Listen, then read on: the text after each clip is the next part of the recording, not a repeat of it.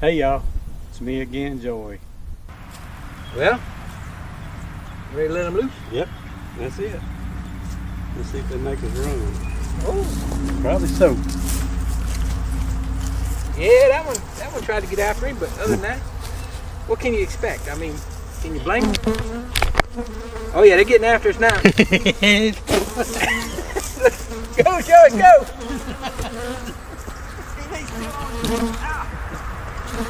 Hey man! Hey, man, buddy. I'm gonna get in the truck. You gotta go back and get your camera.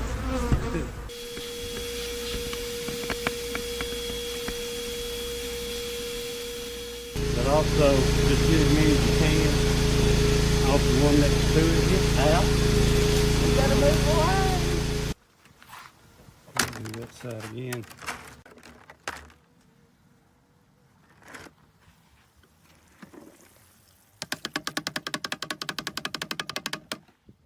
Y'all ready? Let's get started. Hey, can you hear me? I can if you're talking I've to been me. hitting a bunch of buttons over here. I didn't know if Yeah. if I was muted or not. Hey, everybody over there in the chat. Hope everybody's doing good tonight. Me and Mr. JW just walked in the door. But I don't know what's going on in y'all's area, but it's not really cold here, 49 degrees, but it's doing a lot of raining. And it looks like it's going to do that all night long. How about you, Mr. JW? What's going on in your area? Cold here. It's 10 degrees here right now, and it started snowing about 12:30. But it's so cold that the flakes are real fine, and I've only got about a half inch, less than a half inch accumulation on the ground. I'd say since in 7 hours. So I don't expect we're going to get a big deep foot of snow to have to scoop. We'll see what happens. Comes morning. I actually made a little video there when it started, and I'm gonna try to get it just a short. It's just posted as see the difference between noon today or 12:30 today and 12:30 tomorrow. See how much accumulation we get. Yeah, So, I was just looking. We got about 29 folks in here already. Trying to keep up with them. See Russell. I saw Russell's name earlier, and I was going to star it where I could call it out. Let's see what we got. We got Russell, Jack and Danae, Tar Heel Beekeeper, Island Honey, William Gartner. I think I said that right. Woodland Bees. I think both of them are in here. Dennis, Clay Bonner, Maccabees, Mike Tangway. There's Frankie Woodland. I'm probably tearing his name up. I don't know how you say that. Did I call that one William? And I don't know who this guy here is. Old Jeff's in, Mr. Ed. Michael Manino. Oh, that's Big Mike. You know. Yep. Yeah. I just call him Big Mike all the time. Yeah. I And mean, Pastor Larry. I don't know how. Who else come in while I was doing that? Carl. See Carl in there. Baker Bees. Mike Tankway up there. And, Who done miss? I think he's I see Keith. Northern Keith Spillman's in here. I try to do this and I mess it up every time. Icy Mountain. All right. Tim and Hannah. I have put the link in. I think I did. Let's see if I did. I didn't see it, Joey, but I'm not. I don't know if I posted, pinned it to the top yet. Let's see. All right. We should be good to go. Anybody want to come in? There it is. Mr. Ed. Keith. Anybody else? You know, I'm just talking now. Uh, Rooster posted a deal someplace where he was at a truck stop. There was quite a bit of snow. I don't know. I think he posted as it was today, but I'm not. Uh, Danny, didn't see him coming in. hey, Danny.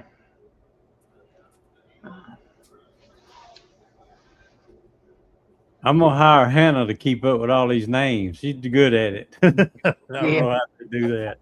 I got to learn their trick. Hey, I didn't see that post. Was it today? Yeah. You mean on Rooster about where he was Yeah, at? was that I was Facebook? at a truck stop someplace standing out in the lot. There's only one truck, and it may have been an old picture, but I took it Okay. as if it was today. Uh, I don't know where it was short. Just something that popped up on my notifications. I looked at it, and it was. You'd have to ask Randy. I don't know.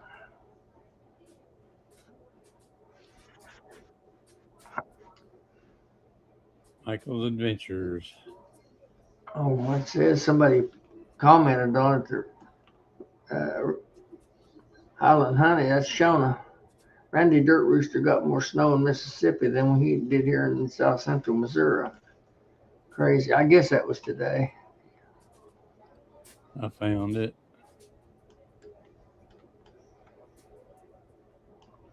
Hmm.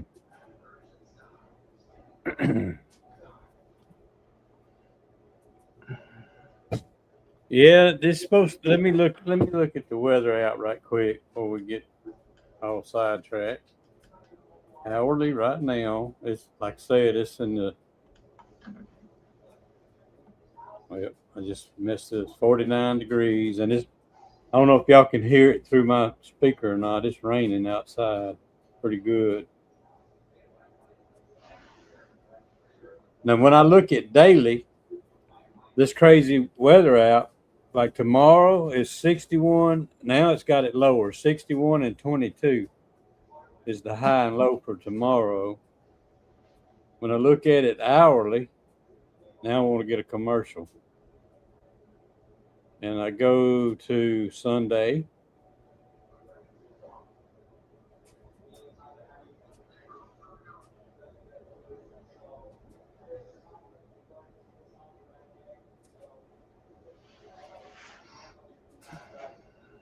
It doesn't have me that low. 41, 42, 32, 30. There it goes. Getting on down 27, 26. It's just weird how to post one temperature in one place and another in another place. Well, that photo that Randy posted, and Jeff was correct there. What you guys should know. Yeah. He lives there in Clarksville, and that photo that he put up was. I think it had looked like a truck stop in Clarksville, and there was only one truck in the whole lot, And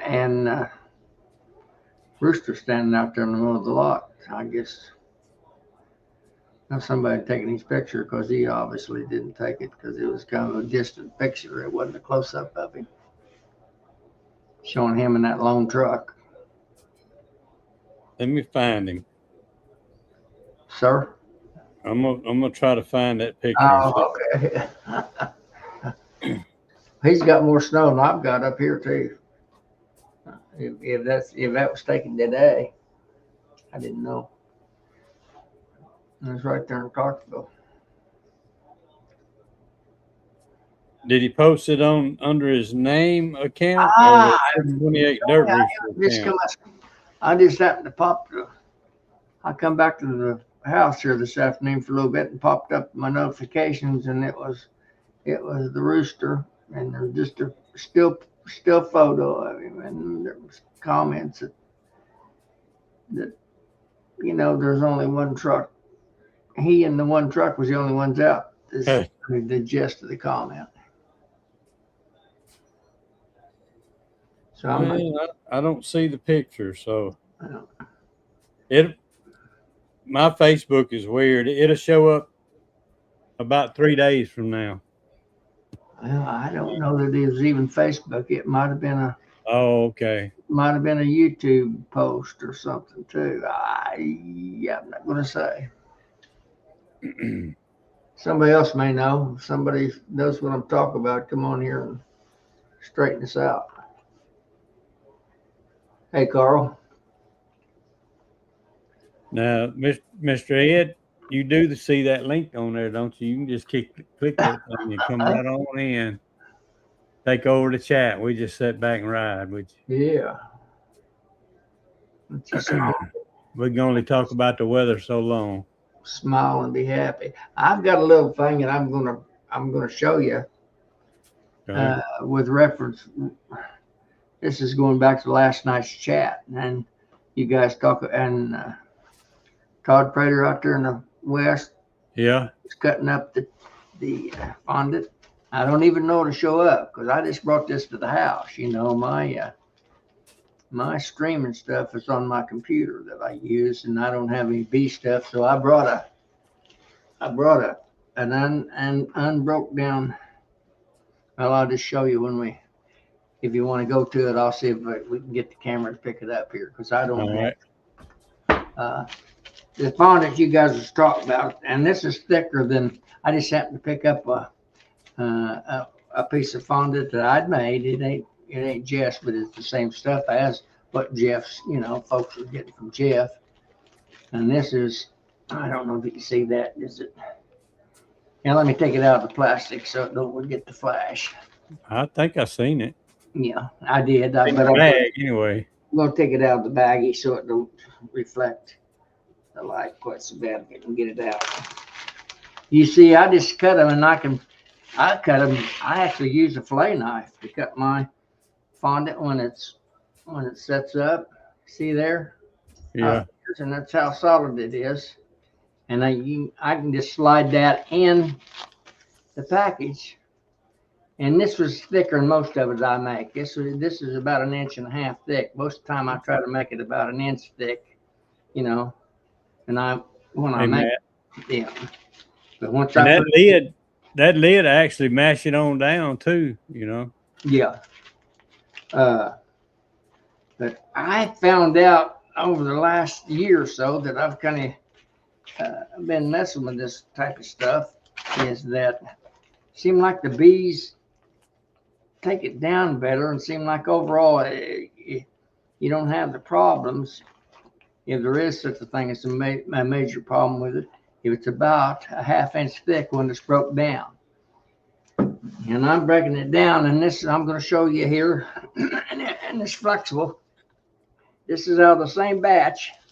Yeah. When you break it down, it's flexible now. This is a little bit too dry, where this actually came from was, if you heard me mention last night that as you can see, it's about maybe 1/2 inch thick. Yeah. That's a full quart bag. Well, when I did the quartz last year, that's what mine looked like there. That's the size that I like them. I like them in the quart size. I just didn't have the quart bag. Spread out evenly. Yeah.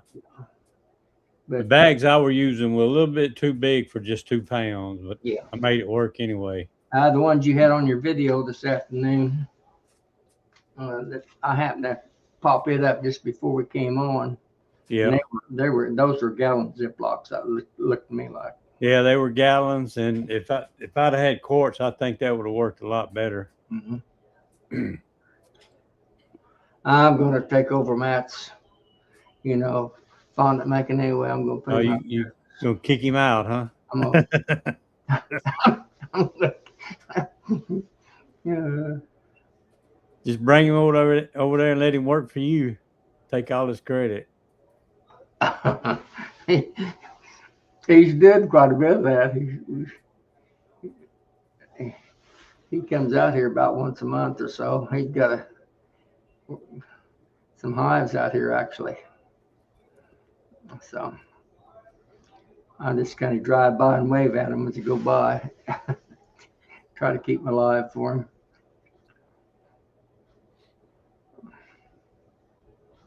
Six inches. Anyway, that's people. But if you get that, any people that's trying to make that phone, if you get it in the right consistency, you can, you can just cut it off of them blocks of mats, the size you want them with a like a fillet knife or something. And then it does work better when you trying to cut that stuff if you keep your knife, if you keep that blade wet, it won't gum up and cause it to stick to that fondant and break off. So anyway, I just wanted to mention that to folks because you can cut it if you get it the right consistency. I just wanted to mention that to folks because you can cut it. You got an echo. I just wanted to mention that to folks because Need to mute you too. You got an echo. Sorry, that's me. Yeah, let's see you, Norman. Come on in here. What you up to? He's not getting all this storm. He's out there in the smoky, balmy, nice British Columbia. Can you hear us, Norman? I can hear you. Give me a sec. Okay.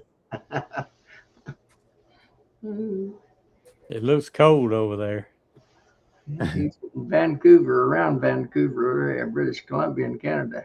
He sounds like Ian Stepler. His voice, I can't get over how much he and Ian sound like. All right, is this the picture you were talking about? Let's see. That's him. Yes, that's it. That's it. Now, I'm assuming that was taken today there in Clarksville. That's where he says. Clarksdale. I think that's where he actually lives. Like the little burger next to Gulfport, I think. Sorry, guys. I'm trying to get all this stuff in line here. It's very complicated. Right. Take your time. I think I'm there. Good evening. How are you? I'm doing great. That you blowed up, Joey. We don't need that. Yeah, there we go. There you go. There we go. No, where are you, Norman? I'm on Vancouver Island. Vancouver. Well, not Vancouver. Like there's Vancouver, the city. Yeah. And then there's Vancouver Island. It's very different. And it's also not Vancouver by Portland. So that's important. Okay. Vancouver Island. Yeah. The big island off the west coast of Canada there. Okay. But this is that picture I have behind me. That's like last winter. We haven't had a lick of snow this year. Mm-hmm. So you can tell by my entrances. I don't have entrances like that anymore. We talked about that last time. I don't do that anymore. Well, this was last winter for me. We don't get that about every 5 years or so. Yeah, there you go. Oh, yeah, Louisiana. Yeah, for sure. Yeah, I wouldn't expect that. Yeah, everybody is having a rough winter right now. Outside, when I look out my window right now, it's like it's so green. It's like it's frosting overnight. Like we'll go down to like I'll say in Celsius because it's close to zero. It's it's an easier number, but it's like -4. Yeah. Overnight, but then during the day it'll get up to like 12 degrees or whatever. So it's pretty nice. The grass is growing. No pollen anywhere yet. Hey, Huckleberry.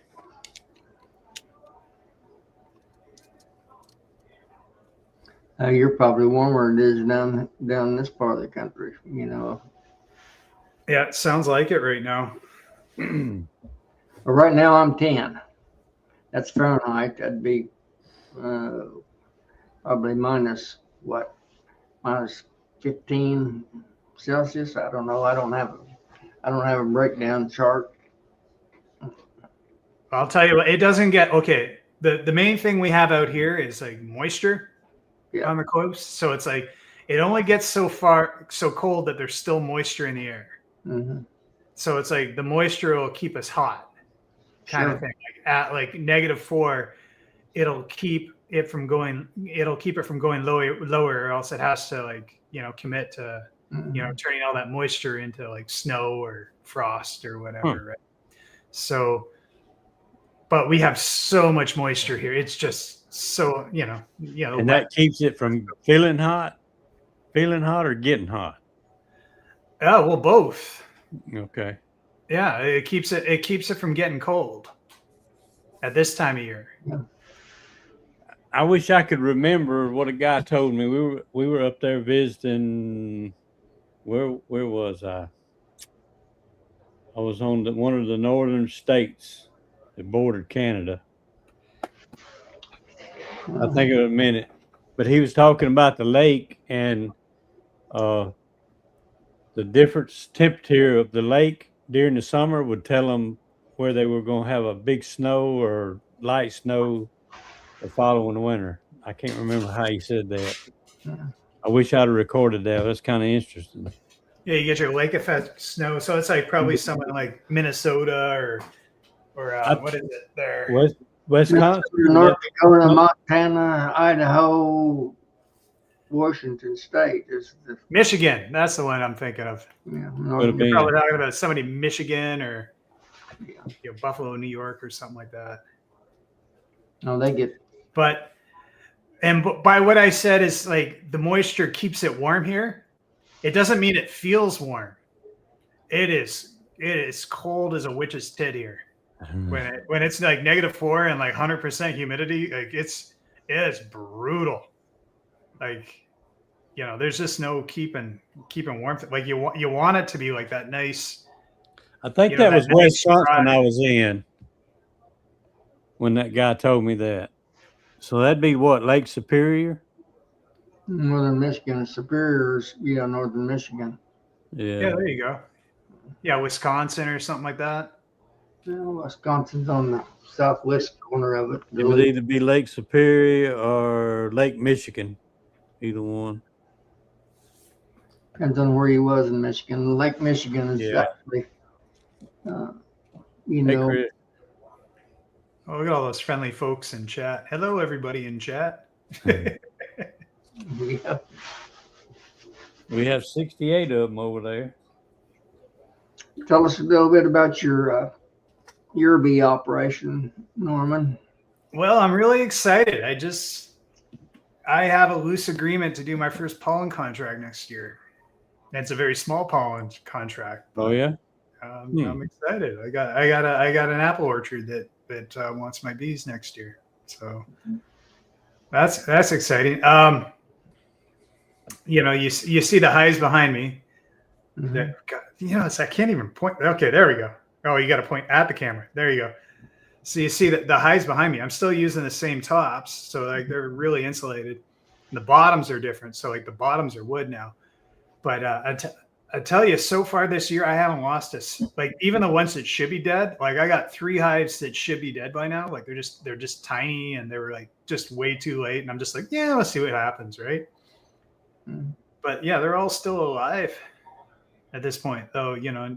Still another month till it matters. No, I'm really excited about how my stuff's going right now. That's good. Now, how many are you running? Colonies? I got 25 hives right now. Yeah. But I'm gonna have, like, hopefully by the end of next year, I'm gonna have either somewhere between 50 and 100. So, like, I want to grow and take this whole beekeeping thing pretty seriously over the next couple of years. So you saying you got a good pollen market coming up? In this, like, as far as market, no, but like as far as pollen showing up, we get lots of pollen. Oh, I thought you talk about pollinating. Pollinating market. Pollinating, no. Okay. No. I probably got my market is honey. Like I charge basically $15 a pound for honey, Canadian, plus the bottle. And I don't care who you are. You're a store or you're a person. It's kind of the same to me. So it's like I have a whole bunch of stores that carry my stuff, and then they mark it up on top of that. So like, it's just the local honey here. Like there just isn't any, and it's really hard to do. So, I can kind of demand what I want. No, like, but in the end, it's like, we're talking the difference between like $13 and $15. So it's not much. But yeah, honey's very expensive up here. Like genuine from here honey. Mhm. Yeah, So- don't imagine there's too many producers there on Vancouver Island. Isn't that's kind of what they call that? It's a rainforest, that Olympic rain, the same stuff as that Olympic rainforest they talk back up there. Is it not, Matt? Yeah. Same idea. Yeah, we're all like, you get all the fireweed and the arbutus trees and all that kind of stuff. Mm-hmm. Like, just tons and tons of blackberry honey and all the other berries too. That's what most of it is. Mm-hmm. But it's hard to. It seems to me like the groups I go to and the local. It's tough to keep bees alive up here, and it's tough to actually fill out a hive properly here. And so you just barely above Washington, then, right? Yeah. Okay. Man, you almost in the U.S., ain't you? Just a little. Pretty much. Send your troops. A little bit of water stopping you. Send your troops. I'll put them up and feed them beer. Yeah. Now, what do you run mostly there? You've got a deep and a single? Is that a deep and a medium? Is that it, or is that two deeps and a deep and two mediums? So what you're looking at there, that is kind of a bottom, like that's a bottom shim. Yeah. That's a medium. Yep. And that's a medium. Okay. And that's probably a deep, and that's just airspace where like there's nothing in this. Nothing in it. This just is a kind of a big, long, deep spacer, so to speak. Yeah, it's a big space. I don't know what I was doing in there, but I had a plan. There was something happening in there last year. Anyway, so it's basically when you add this bottom section to the first medium, this is a deep, and then that's a medium. And so how I actually make my frames, it's basically one common deep and medium. So it's like there's what was his name? Avino Farms was his name. Yeah. Jay Vino? Yeah. Yeah, kind of a normal deep and a half or frames. Exactly. Yeah, it's a deep and a medium attached to each other. So it's like this one big thing. So that's what I'm running in all my hives. I think those laying ties, what they call a laying ties, runs the frame. It's about the same depth. Well, they're different. They're like we talked about this last time a bit, and I said it was layings, but I misspoke. It's standard equipment. Like I can put deeps, like standard deeps and standard mediums in these. Like if I want to. Gotcha. But like just having that one big common thing, then I end up with this nice big area with this gap in between where they can put drones there if they want, or they can put worker comb there or whatever, right? In the actual frame itself. But the really nice thing that I'm noticing, and I'm feeling really smug about, is like when I take the lid off my hive and I want to find the queen or just do anything, I'm just pulling out these big ass frames and I'm going all the way to the bottom. Mm-hmm. I don't have to split my hive ever. Now you do. I don't have to. Sorry, go on. My question was, do you make those deeper frames, or do you buy them from a source someplace commercial? I buy the top bar and the bottom bars from whomever makes them, and then I make the sidebars. Mm-hmm. I make the sidebars, and then I make a little plug to to hold the the deep up or down, or however I'm going to do it. Gotcha. Do you use foundations in those, or do you? I do. Yeah. I use standard foundation, like a deep and a medium on each one. Oh, deep. You go the whole way down. I thought maybe you might leave the bottom open because they'll build it on down sometimes. Well, I don't want to have that. Like, I don't think they could support that much, and they'll do weird shit. I would think, right? But they still have they got they got a big gap in the middle. It's basically if you put like a deep and a medium, and if you took the bottom bar off and the top bar off, and you think about it, and the space in between, you're gonna have like a good 1.5 2 inches, right, of space. Yeah. Between two hives. So like that's basically what it is. So I have that, and they can do whatever they want there. Typically they put a bunch of drone comb there. Sure. Or whatever.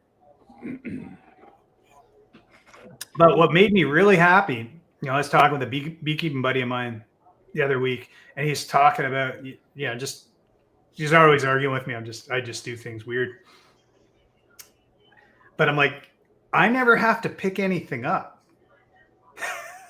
So it's like, I want to get into the bottom of the hive. Like, it's like, I can just pull out individual frames and have a look, and then put them back. And like, once I figure out what I got, I can put them back. I never have to split the hive and disturb everything that much. Yeah, just the top. Yeah. Just open the top. That's it. And then I can just pull out like frame at a time. Do you, you don't have anything in your spacer up top? I mean, I know you got probably 4 or 5 inches of insulation in there.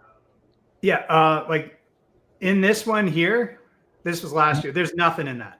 Okay. There, but the actual roof itself is it's actually 4 inches of foam. Mm-hmm. So it's about an R30 Yeah. roof. It's way overkill. But you don't do anything to the sides. You just let No, the sides here, they're about R15. Yeah. Oh, you actually insulate the sides. Yeah, that white that you see there, that's not. There we go. All that's foam. That's foam insulation. Okay. Yeah, I think what's it called? I think it's ISO or something like that. Yeah. High density. High density foam. Yeah. Yeah. Well, it's not the density. It's basically they use this for floors and roofs and whatever. And the beauty of this stuff is, when I buy it in a 4x8 sheet, mm-hmm. and it's got a layer of fiberglass on both sides, like just a thin skin of fiberglass on both sides, and then foam in between it. Mm-hmm. So it's like, it's really protected. So it's insulated and it's protected. They use it for roofs and floors and all. You can buy it at any home place. And anyway, yeah. So that's about 2.5 inches of foam, and then inside of that, I used to put concrete. Like these hives were all kind of the stuff you'd use in your bathroom. Okay, that concrete board. Yeah. Exactly. So I started with that, but I don't like it. Mm-hmm. Probably builds up moisture, don't it? Because it's kind of like tile-ish. Yeah, it gets cold. Yeah. I'm going to say it wouldn't be very. It transfers temperature factor to it. Yeah. Like it's got you think you'd like it because it's got this density to it, but it just gets really cold. So what I ended up using is, because I'm on Vancouver Island, I can buy offcuts of cedar. Mm-hmm. So I can get cedar for super cheap. Like I just go to the local mill. So now I'm doing I make my own little half inch. Basically, this is, I got half-inch boxes of cedar inside of this. Is that a white cedar or red cedar, or what is your cedar? I could use any one I want, but I pick red cedar for the boxes, but my bottom boards are yellow cedar. Okay. The red cedar puts out the smell, the aroma of the cedar, like your cedar chest. Is it got an aroma to it? The red cedar that you use in your boxes. Oh well, they both do. But yeah, the red cedar, it smells so good. Yeah. And I think there's more resins in your red cedars. Yeah. And the other thing that's nice is that the red cedar is a really light wood, Mhm. and your yellow cedar is actually a bit of a heavy wood. It's a denser wood. So like that as a bottom board isn't really that big a deal. But then that's the thing, they have the resins. Like apparently, if you make something out of yellow cedar, it's basically an outlive you kind of thing. Your yellow cedar in this country is not near as tough as the red cedar is, but you said you must think it's tougher if you're using it for bottom boards, so that's the reason I was asking. As I understand it, the yellow cedar is tougher than the red cedar. Yeah, it'd be similar. They tell me it's similar to our cypress, as far as water resistance and so forth, and resistant to termites. I don't know. You may not even have termites out there on that island. I don't know. Yeah. Well, yeah. I don't know about termites. I'll tell you soon. There's a big ass dead cedar tree in my backyard. Big. Probably take 3 of us putting our arms around it. I got to take it down soon. It's dead. It's been dead for a while. I got to take that thing down. I'll tell you what bugs are in that thing. That's the trouble in our country. The cedars don't hardly get big enough to make, to make good boards out of it. It's not. They don't get big enough to where you can, get like a 1x8 or 1x10 out of it. So. Oh, our cedars are like, I have so much cedar. Yeah. And it's massive. Absolutely massive. That would be a wonderful problem to have, as far as I'd be concerned. I'd love to have some of it. That big thick. We get some big, cross-country highline poles. If you can find some old ones, I'll get them and cut them up. Mm-hmm.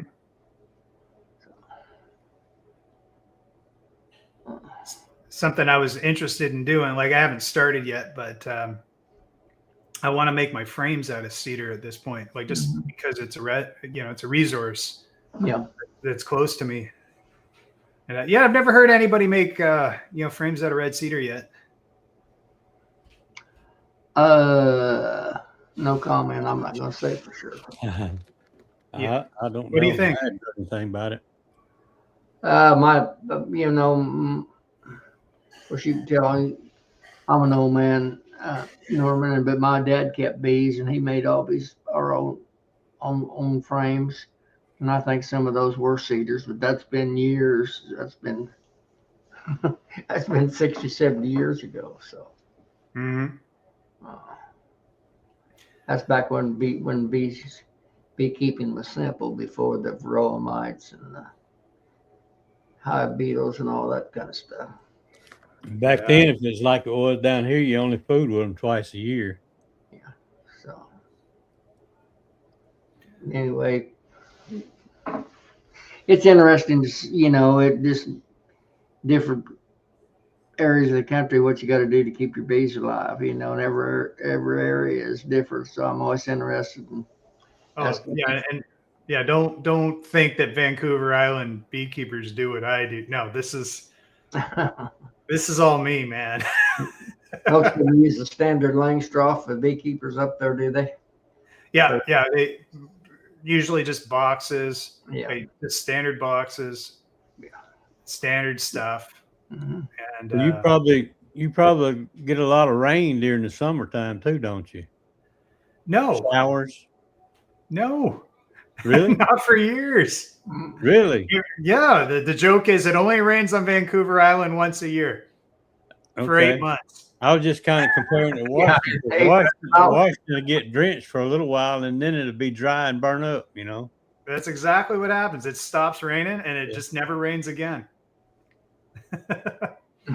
No, we've gone through years and years. It's like I can't remember the last time it rained. Like no rain for a month, 2 months, 3 months. It happens. It gets really dry. Well, I assumed that was that, like I said, that rainforest up there, like it is in the Olympic Peninsula up there. So they get a lot of rain there. Yeah. Another guy that comes on these chats, you might have seen it's David, I can't think of his last name, goes by DCBs. He's in Washington State up there pretty close to. Yeah, I've chatted with him in the chat, old DC. Yeah. There's not very many chats. He's not on. I'm surprised we haven't seen him here tonight. So. Well, we'll He's say his name usually 3 more around. times. He'll show up. He might be over at Cayman's. Oh, is Cayman on tonight, is he? I think he is. I don't have any idea. He's much fancier. He's more more well known than me and Joey. We're just old farmers. Gary, was that by email or what? You talking to me? Gary had sent me something in the mail. Gary Smith. Okay. Probably did. I got two brain cells and they fight each other all the time. So I might have read it. I don't know. I didn't know Cayman was on tonight. Don't make any difference to me. I don't.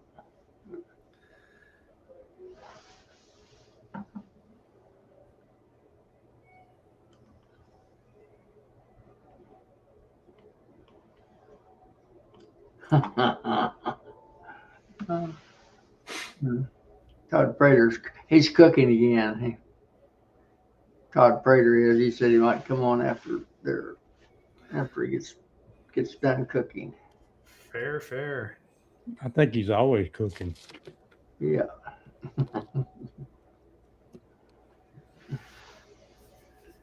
He needs to hire him. Norman, you might have mentioned it. Are you foundationless, or do you have plastic or wax? There's foundation in my hives. Like I use there's a deep and a medium, and then there's a gap in between, and then they fill that gap up, whatever they want. So that's kind of bee's choice in between the deep and the medium. And that's just the brood area. And then on top of that, when I actually have proper supers, I'm just using like acorn plastic, like all plastic at this point. It's like I got a bunch of wood frames, but I just want all plastic ones. It's like they just don't break. It's way easier. Yeah. How far off the bottom do your frames come to from your bottom board? They come down to what? Couple inches or inch, half, well, at this point, don't look at that. That'll confuse you. But no, they're probably within a half inch of the bottom, I figure. Okay. Like whatever standard is, that's where they are. And I like my bottom board, I leave like a 3/8 gap along it. Like basically I could flip it over and I could have like slightly over a half-inch gap if I wanted it for an entrance, but I like the 3/8 one. Yep. So, and then I flip it over and it's 3/8. So I got like, a little over half-inch on one side as an option and 3/8 on the other. Sure. Yeah, they are like my bees are, I compare, like I've only been a beekeeper for a couple of years now, but I've never seen my bees this happy in the wintertime as, how they're sitting now. Got a question here for you, Norman. One of our fellow Southern gentlemen wants to know how you secure your plastic foundation in the frame. They're just standard. I have a normal, like basically I buy, your normal frame kits out of wood. And I just replace the sidebars. I make my own sidebars, and that's the only difference. Yeah, do you router out a little slit in the sidebars, do you, for the frame to fit again? I do, but I don't need it. Yeah. Because you don't need them. Yeah. But I do it anyways, because when I buy the frames, they come with that. So I've always done that. Yeah. It pops into my mind that top piece of foundation would slide down, have them up against one another.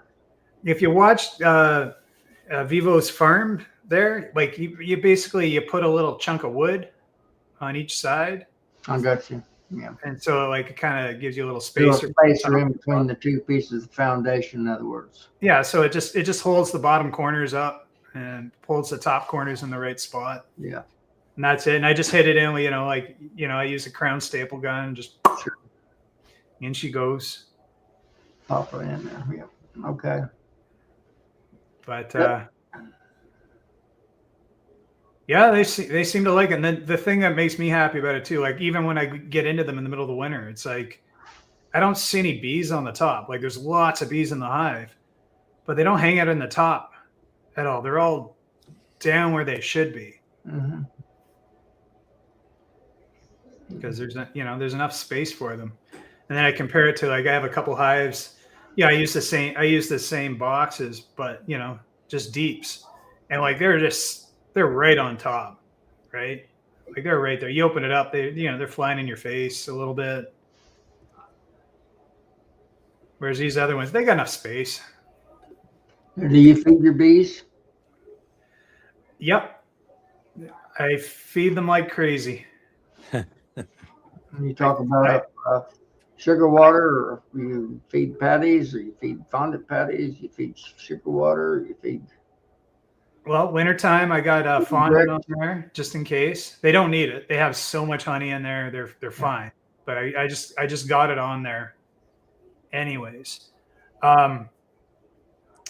Because I'm trying to grow as fast as I can. Basically, I'm just shoving as much sugar into my bees as they'll take. It's like, just come on, guys, make more wax, right? Hey. Like that's the big challenge. Like I don't have any wax, so that's the challenge. Mm-hmm.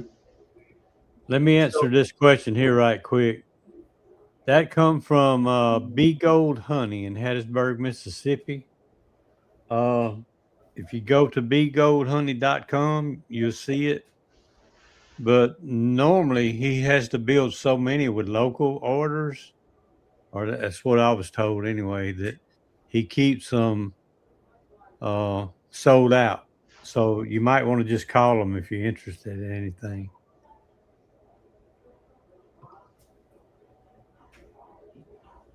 Okay. That was talking about an interview cover that I use. Did you tell me, Joy, he made that out of glass, or they were? Yeah, it's oh crap. Let me think a minute. Laminated glass. Yeah.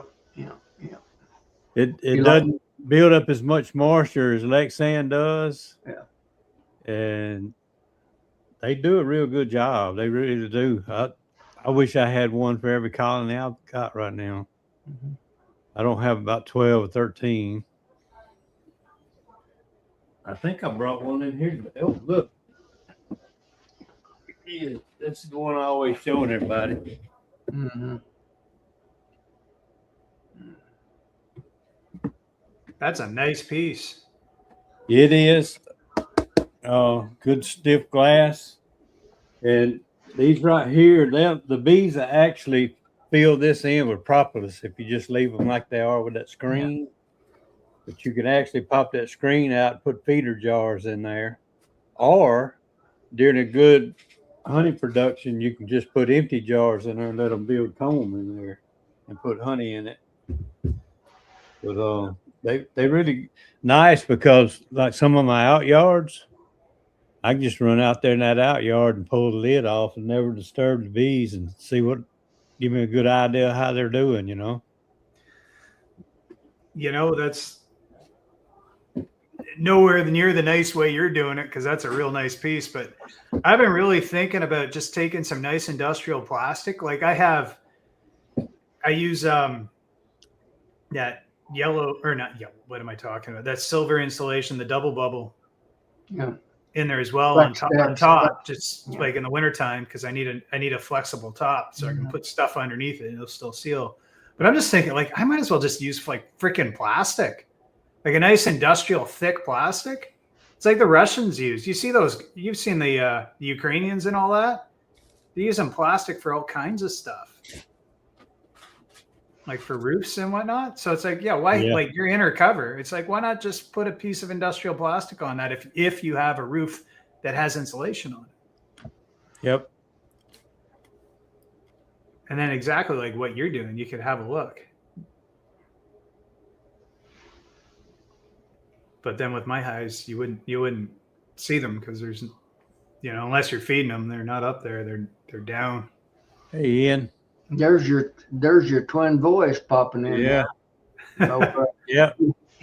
He's over Manitoba. Oh, all the respect for Ian, man. He's the OG.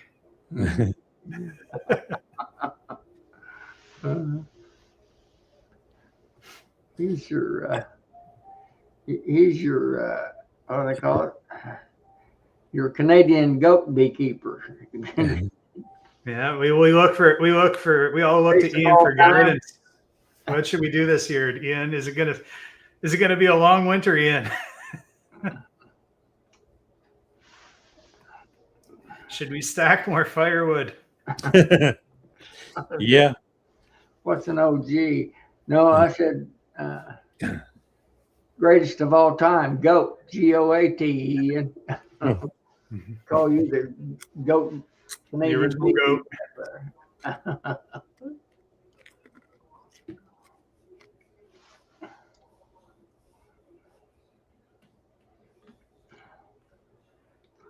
I think I haven't seen any. Now I feel this is backwards. Ian should be up here, and I should step down and freaking write at him in the chat. Oh, well. You never know when he might pop in. He totally should. He might have 5 minutes on his phone before the battery goes dead. Yeah. Yeah, that's how it is in Saskatchewan. They only have electricity 6 hours a day.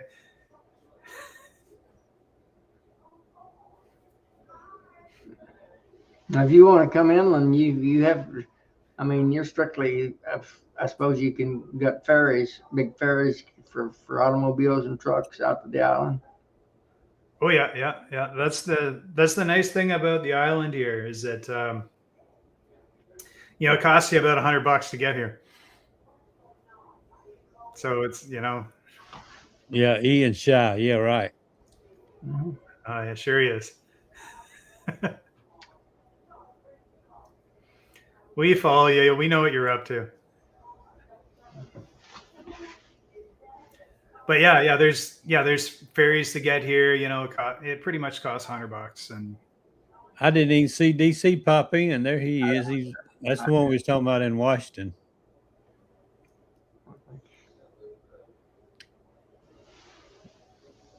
I'm not even sure just where he's at. Pretty close to the coast, I think, out there in Washington State. Where are you located at, David? Re-enlighten us on your location.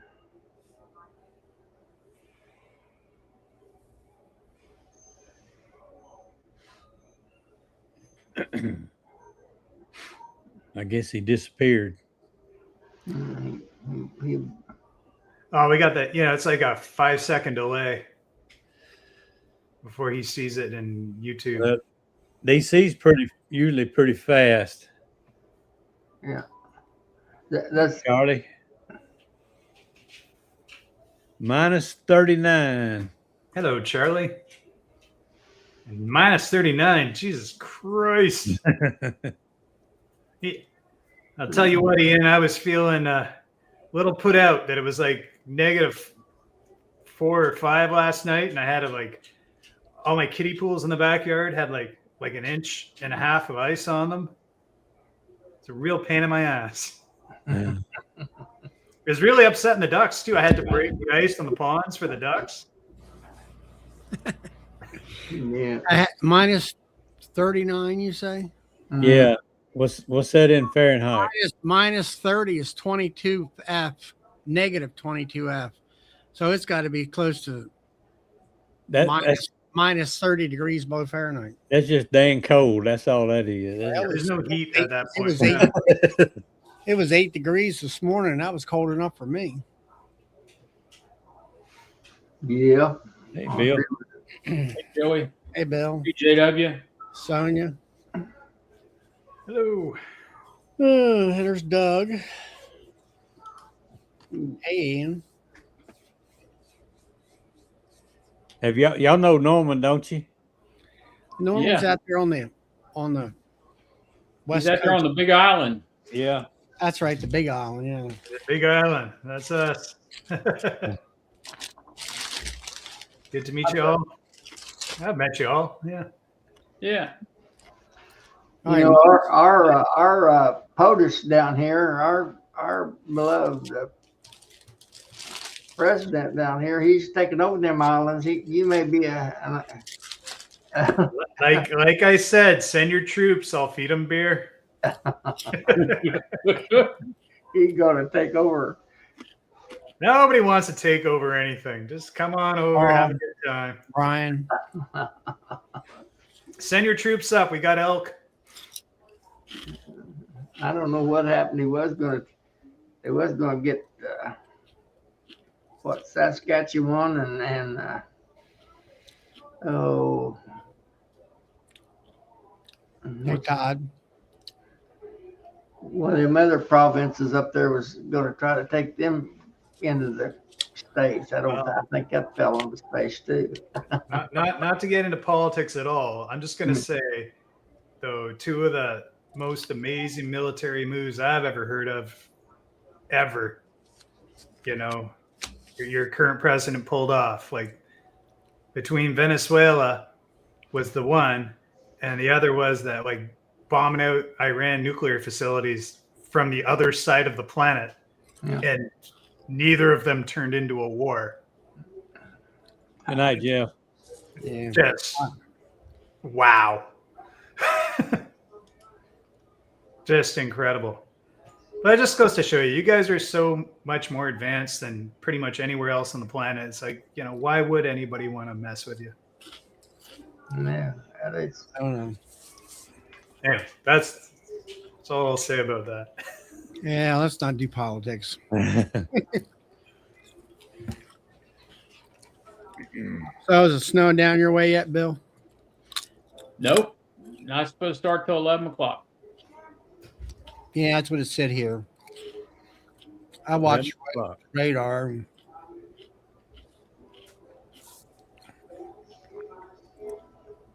It's kind of going around me a little bit.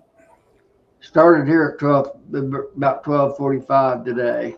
That's where it started, and it snowed pretty steady since, but it's real fine stuff. I've only got about a half-inch accumulation, you know. And I'm looking at the weather map now where Bill lives and I live. It's kind of like an area. It's kind of going around us, to be honest with you.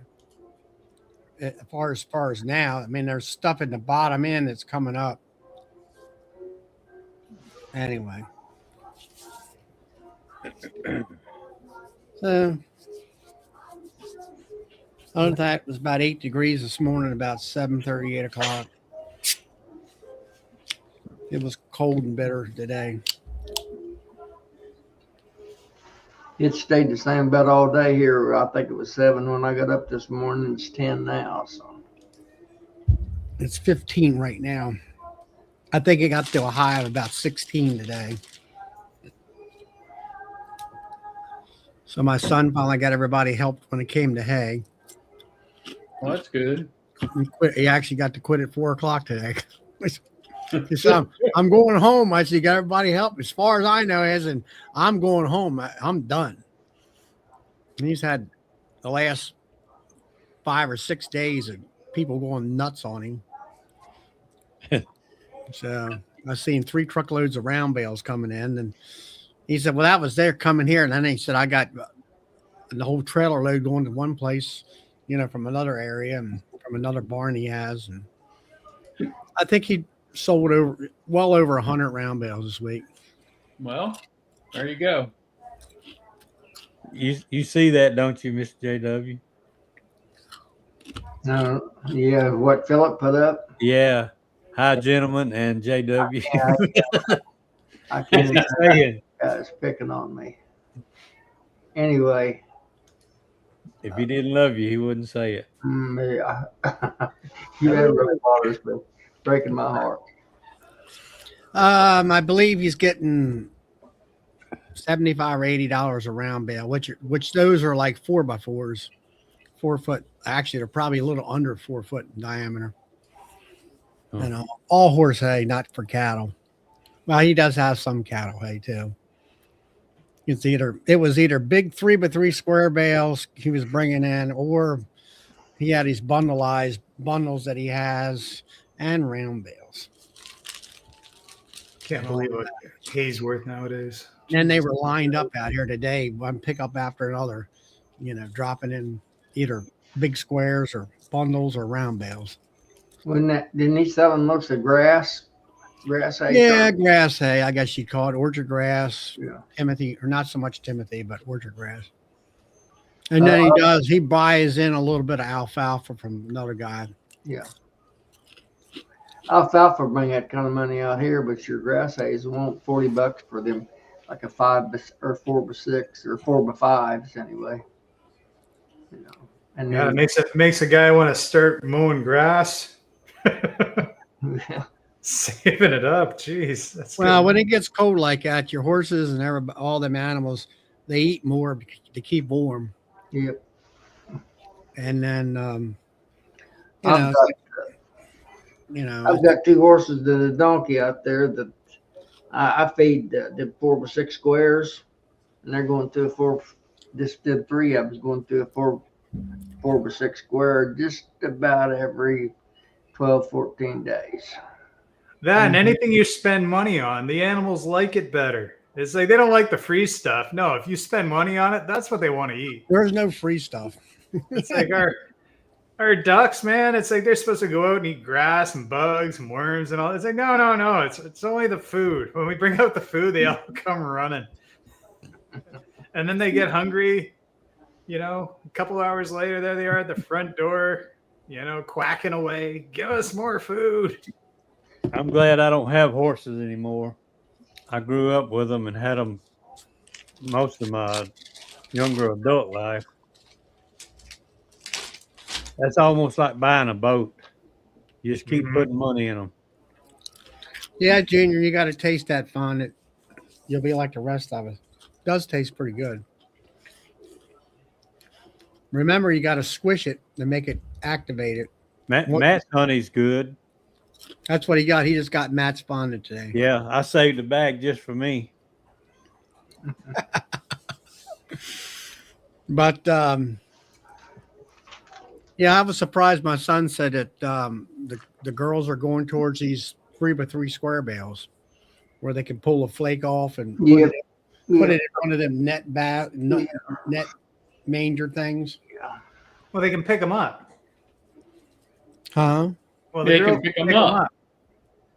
They can't pick up 3 foot by 3 foot square bale. Oh, 3 foot by 3 foot. Oh, okay. No, No. never mind. No, I misunderstood. Wrong kind of bale. Nope, not that bill. You're thinking about an 18-inch bale. Yeah, I was thinking 3 foot. I think that's what the number is. I'm not sure. Yeah, that's what I was 15 thinking. by 18 or something like that. Yeah, well, that's those we bundleize them into 21 things. Them's the old style anymore. Not too many people want them. You have to handle it. Yeah, throwed many of those old bales over my head. Back in Too the many day. of them. Yeah. Way too many of them. Yeah, but you know what gets me is they're all talking about flake. How many flakes are in a small square bale? How many flakes are in? Is it a 7 to 8 flake bale? I'm like, we never talked about that. No. You had New Holland, and then I remember Dad buying a new baler, and they had sped the plunger up for so many, instead of 100 revolutions per minute, it was 150 revolutions per minute. And it would make a smaller flake. I remember when the flakes were about yay wide, about 6 inches, it got it down to about 3 or 4. And it would, make more flakes within a bale. But How does that affect the price of tea in China? I don't know. I mean, you've watched some of these big guys like Miller out there, Miller's farms out there in Ohio. He's a big time operator up there, and they got a machine. They got a computer thing on there that it's counting the bales, counting how many flakes are in the bale, and it figures out by the speed of the tractor and all this stuff to get you a certain amount of flakes per bale. And then it's got a weighing thing on the end of it to weigh the bale and tell you what the average weight is of the bale, and a bunch of crazy stuff. Just a lot of money to be spent, I think. Yep. But he's Sounds out like there. They got when they're farming, they're cutting 150 acres down at one time, and everything is, they got 4 balers running at one time. They got 2 pickup bale bearings running at the same time, and then they'll do the outside rows, the outer rounds with those big square rails, clean them up with that. But that's what he does. He's a hay producer, putting them in tractor and trailers and stuff like that. And he's got a bale dryer where they put these tubes go down into the bale, and I don't know what either they heat or whatever they do. Nice to. I've got.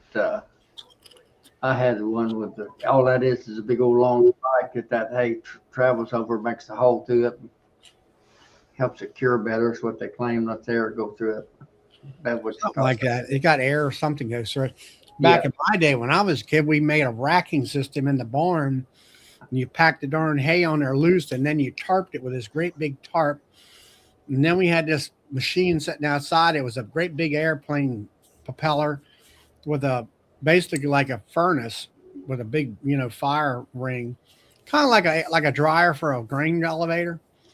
And it blew the hot air in that thing, and we would cook it and all that. But that was back when you can get diesel. You would go through 250 gallons of diesel fuel in a night almost.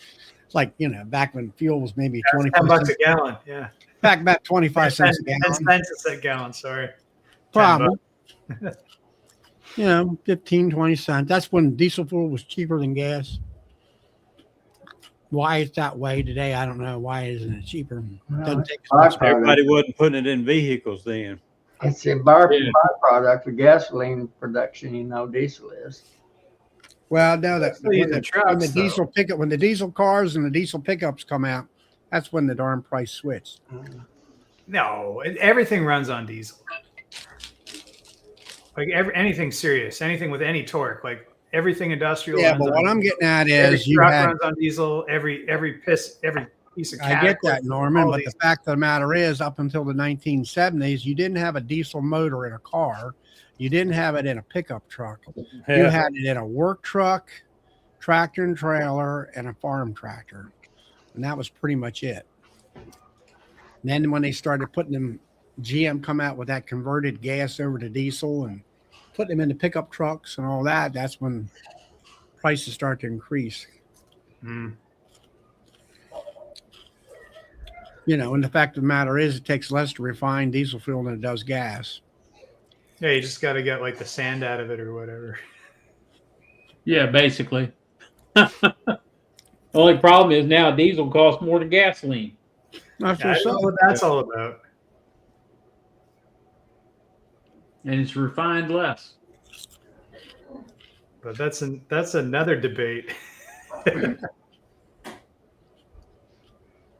I remember years ago, they when the regular pickups, they started buying a lot of pickups with the diesels in them.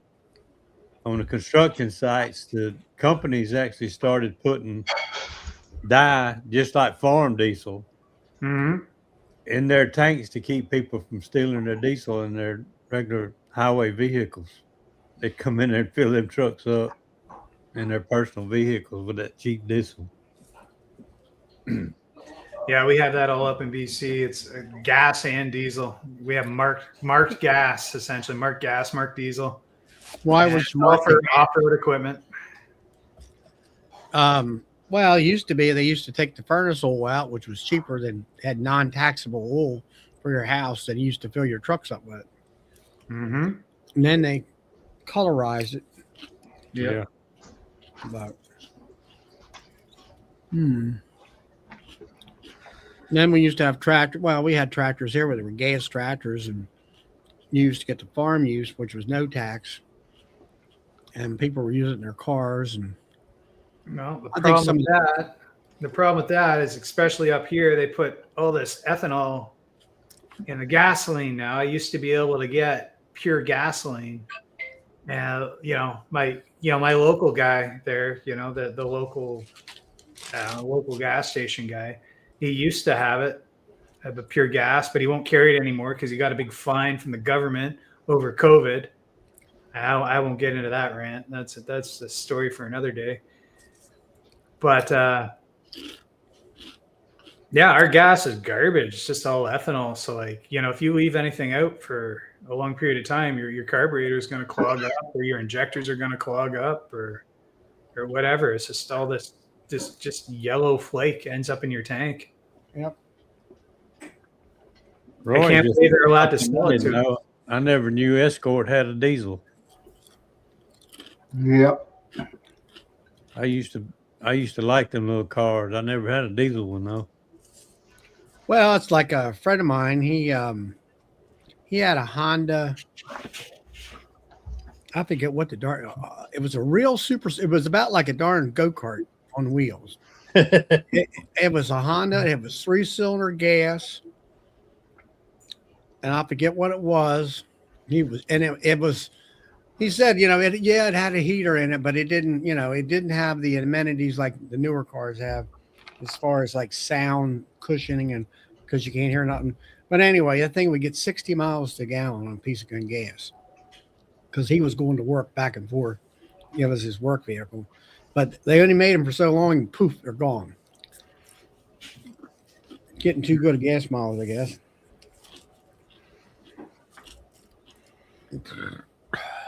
What was it? The Chevy Chevron? Was that what it was called? It was a little. No, it was a it's Honda. basically like the little Honda Civic of Chevy. No, it wasn't a Civic. It was I think a Honda Geo.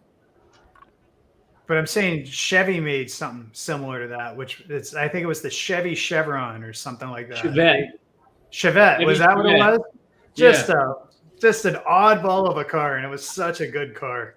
Yeah, it was a little beater car. You get all kinds of good gas mileage out of those things. Yeah.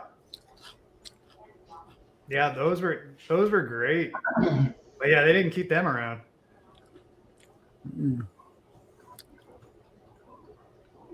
I love those things.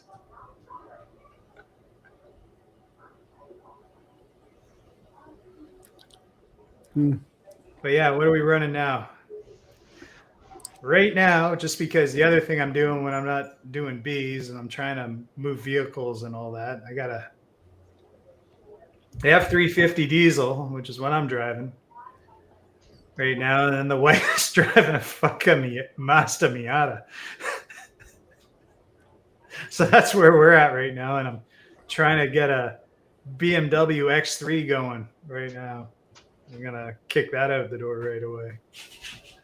It's just funny where you end up with cars sometimes. The wife likes the convertible, and we can make it through the winter most of the time with that thing out here. It's not so bad. You're all cold-blooded out there. Hot-blooded or whatever. Oh, my. So, Bill, did you get out into your bees any? Or you didn't? Oh, that's right. You didn't get out for that one spot at one day. Nope. I went in today and straightened up the store a little bit. Did what I needed to do in there, and I came home. Put the bucket on the tractor and backed the tractor up in front of the garage door. Oh, Yep. That's probably why we're not getting any snow, Charlie. That's fine with me. I can handle it. Yeah. That's like my son said about, doing this, doing that. I said, just take that tractor down there at the mill and turn it around so it's spacing out. Yeah. I don't know. That's about it. I don't know. Hopefully the bees will get through. I gave them all the food I could give them. Hopefully that'll keep them. it's snowing harder now. Huh? He must be looking outside. Yeah. I was let my little dog out. The wife asked me if it's still snowing. I said it's snowing harder now. has been all day. Well, No, fellas, Hmm? I'm going to bed. So y'all have a good night. All right, Bill. I'll talk to you See you later. later, Bill. See you later. You're gonna Yeah. die of bed sores. I'll give you a call tomorrow, man. My. Now I got fondant on my bees, and I got the bee bites on there, and super DFM. I So heard y'all hopefully- talking about them bee bites the other night. I've never tried those. it's an experiment for me too. Yeah. I bought, I don't know, 20 pounds of them. I bought enough to be able to put them on the hive. They come in a 1 pound patty now instead of that little granola bar style they had originally. And I don't know. We'll see what happens. Whether they're not so much, they don't have any pollen in them, but 15% protein of whatever. And it's supposed to be helpful with brood and all the other medical problems the bees have and all that. So we'll see. And all. Then I got some global patties. I'll probably put them on around the 1st of February. But I guess, like Alicia there was talking about 9 degrees out there. It was about 8 degrees this morning. I'm sure that the bees were all tightly clustered, and hopefully there was enough food in their guts to get through the night for them. Of course, it wasn't much. It was like 16 all day today at the high. That was the hottest it got. Our long-term forecast, we're not going to be above freezing till Groundhog Day. Next day above. Yeah, I looked at the thing. I think There you go. I'll say it for the next 7 to 8 days, the average high will be like 21 degrees. Yeah. Per day, and That's all about that kind of crazy stuff. They're John, talking he about fed the some. same here. Yeah, John fed some bee bites. Let me know how that goes with you, John. See what you think of them. So the bee bites are mostly protein, not necessarily Well, like it's pollen or anything. I read up on them, and they got 15% protein, and they've got the what's it called? The spirulina, and that other stuff is for gut health. And then they got the anti-probiotics in there for Yeah. disease and whatever, and it's supposed to help make them brood up. And he says, you love them, do you, John? Well, John, why don't you come on in on the chat here and let's discuss this thing, because it's all new to me. And Yeah, I'd like to hear about them. yeah, I like to get some people that got some experience about it. And I heard Cayman last year sometime talking about them a little bit. I don't know. I mean, I can't go by what he Somebody else says. was talking about them. It's got a little bit of everything in there but the pollen, from what I understand. Or not a lot of pollen. I don't have any pollen at all in there the way I Okay. get. I go into the website here. Oh, John said he don't have a camera.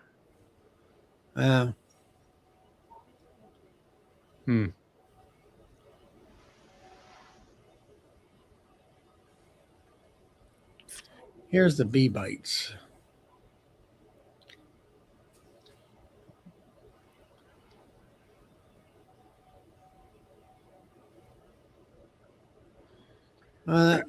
You gonna share it? Yeah, I'm trying to figure it out here.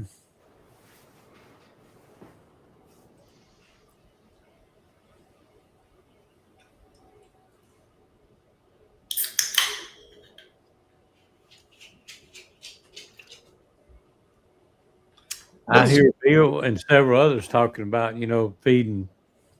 I just went blank. Not pollen, but protein. Yeah, I'm kind of finding out that Yeah. that it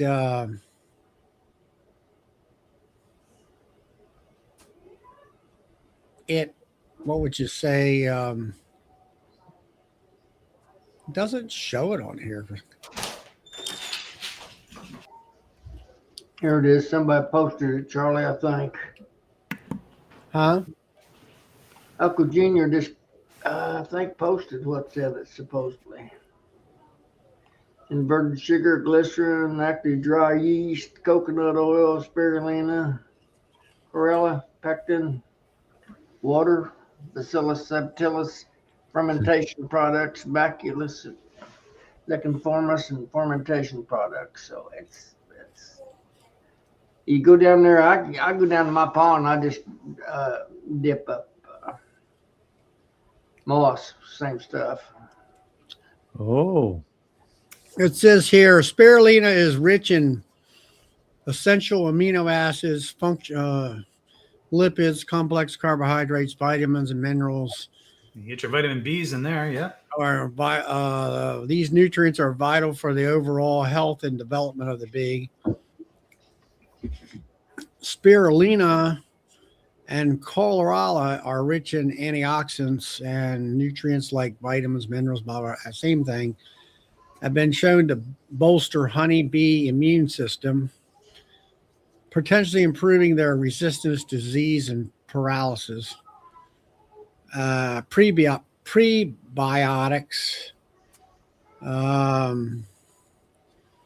benefit the gut, such as a couple different big words there by something of which are culture for bees, metabolism, immunity, overall fitness, fat body lipids that are vital for their energy and metabolic functions. And all this other kind of stuff. I mean, I don't know.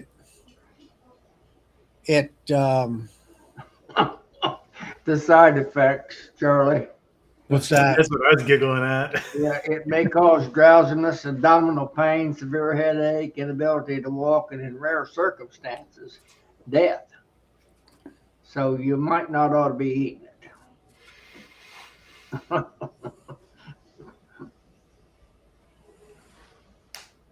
Mark Zinner posted that. Do you see that on the chat? 823. Well, it sounds to me like all these pollen subs, it's pretty much soy. I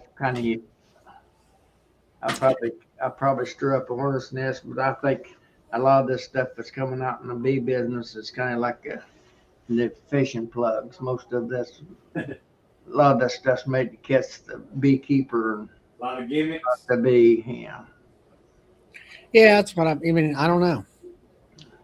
I will have to say, if you're going to buy pollen patties, you buying them out there at Nobby through Cayman there. That's the cheapest price in town. I have to say that much. And Global patties, I think they're the. If I'm going to buy Global versus Man Lake, I'll take Global any day of the week. Bees love them. I'm testing some that the Oliveira boys out there in California is making. I'm testing some right now. I'll see how they work out. Oliveira's. Yeah. Were they the ones at the show down there? They were at the show, weren't they? Yeah, they were back there by Hilco. I seen them, but I didn't quite understand why they were there, because I thought that they were all about commercial honeybee keeping and all that. John Hill's buying all those bees off of them. I think that's where John's getting his Bees.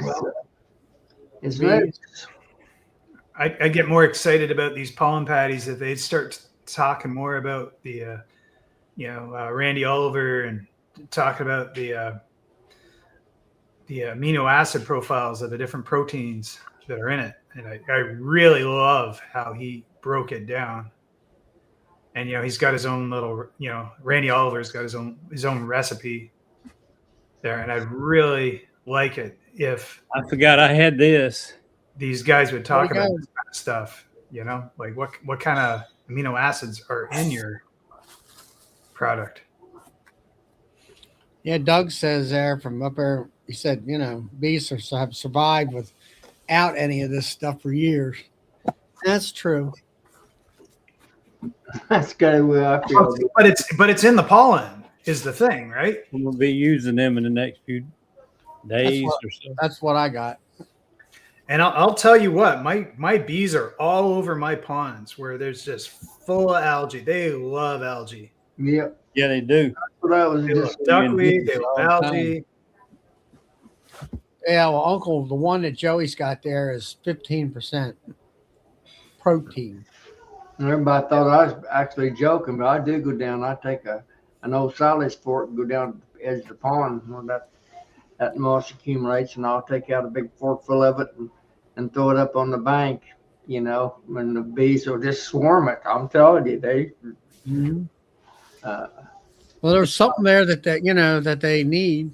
Well, I learned that from my dad, you know. And I know, like, if you get bees if you get a puddle with dead leaves and all that kind of stuff rotting, Yep. they like those minerals in that stuff and all.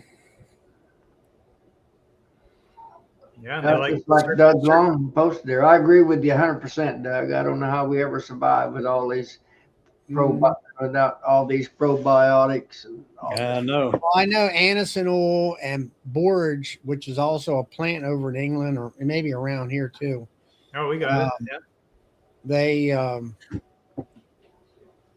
They like that kind of stuff. John Turpin gave me that box right there.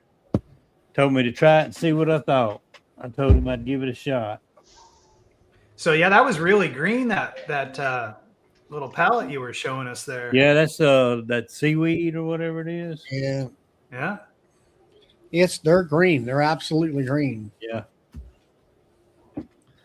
What it is, I asked John about it, and he said that they're growing it on some kind of ponds out in the Midwest, and it's a certain type of algae or whatever. Spirulina. Yeah. Yeah, it's that's all it is. It's algae. That's where the green comes from, you know. And if you it's a real specific thing. Yeah. And you feed a lot of it to the bees, and they use it their discharges or their fecal matter will be a little greenish color when they come out to do their. They like it because it's full of vitamin B. Okay. That must be it. Not much. What's up, guys? Not much. I got to use this before 2030 because that's when the expiration date is. Oh, Why don't you try some of it, Joey? It tastes pretty good. Oh, I hadn't opened it yet. Did you see the side effects Martin Zinner posted? Todd, you be getting people killed. Make your hair fall out. Yeah.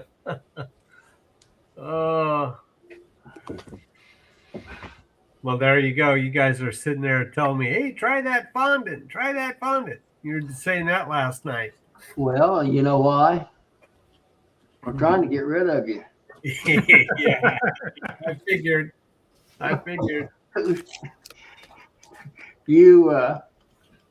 You listening to me, I'll have you howling at the moon and jumping off the cliffs out there in California.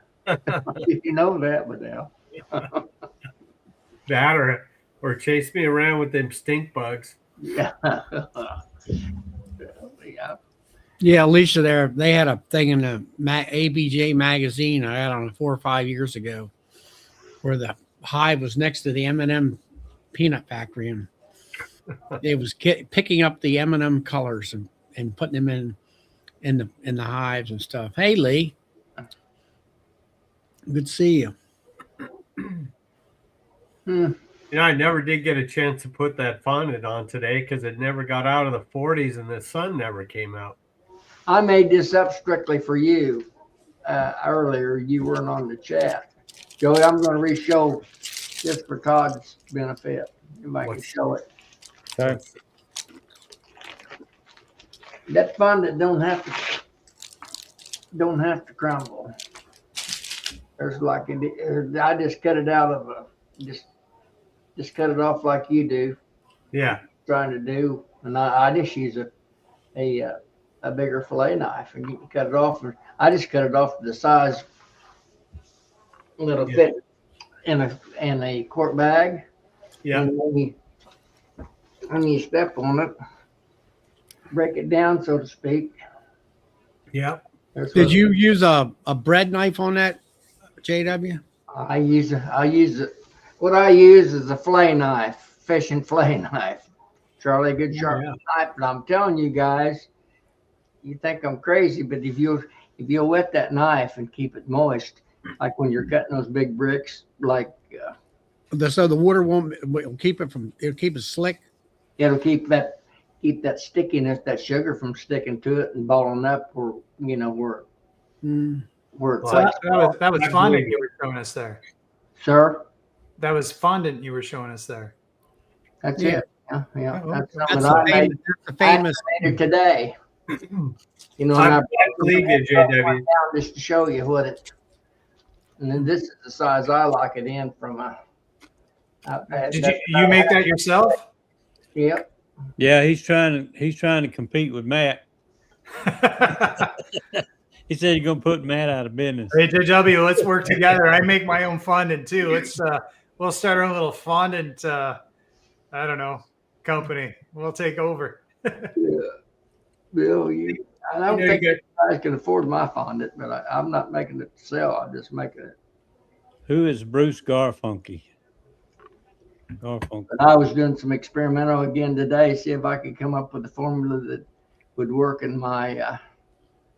The reason I come up with that was making a fondant that I could make out of my well water at the farm, and I had another failure again today on it. So I guess I'm going to have to give up and just start hauling it from town. I can make it.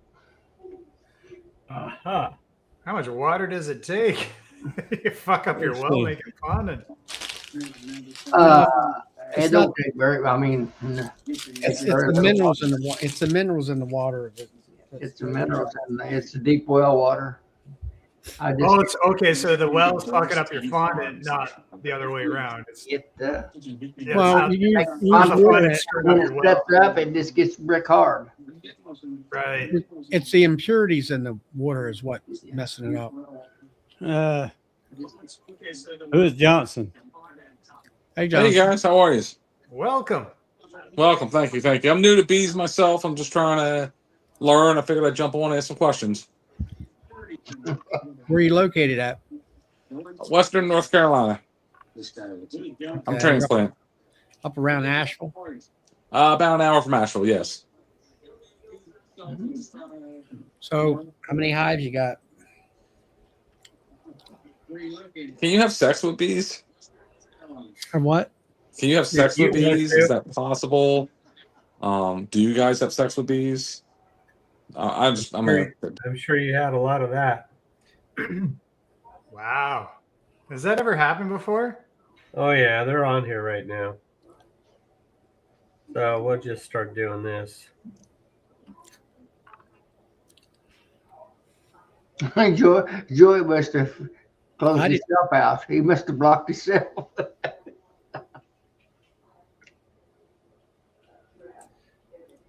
The hell's the $2? Or was this guy?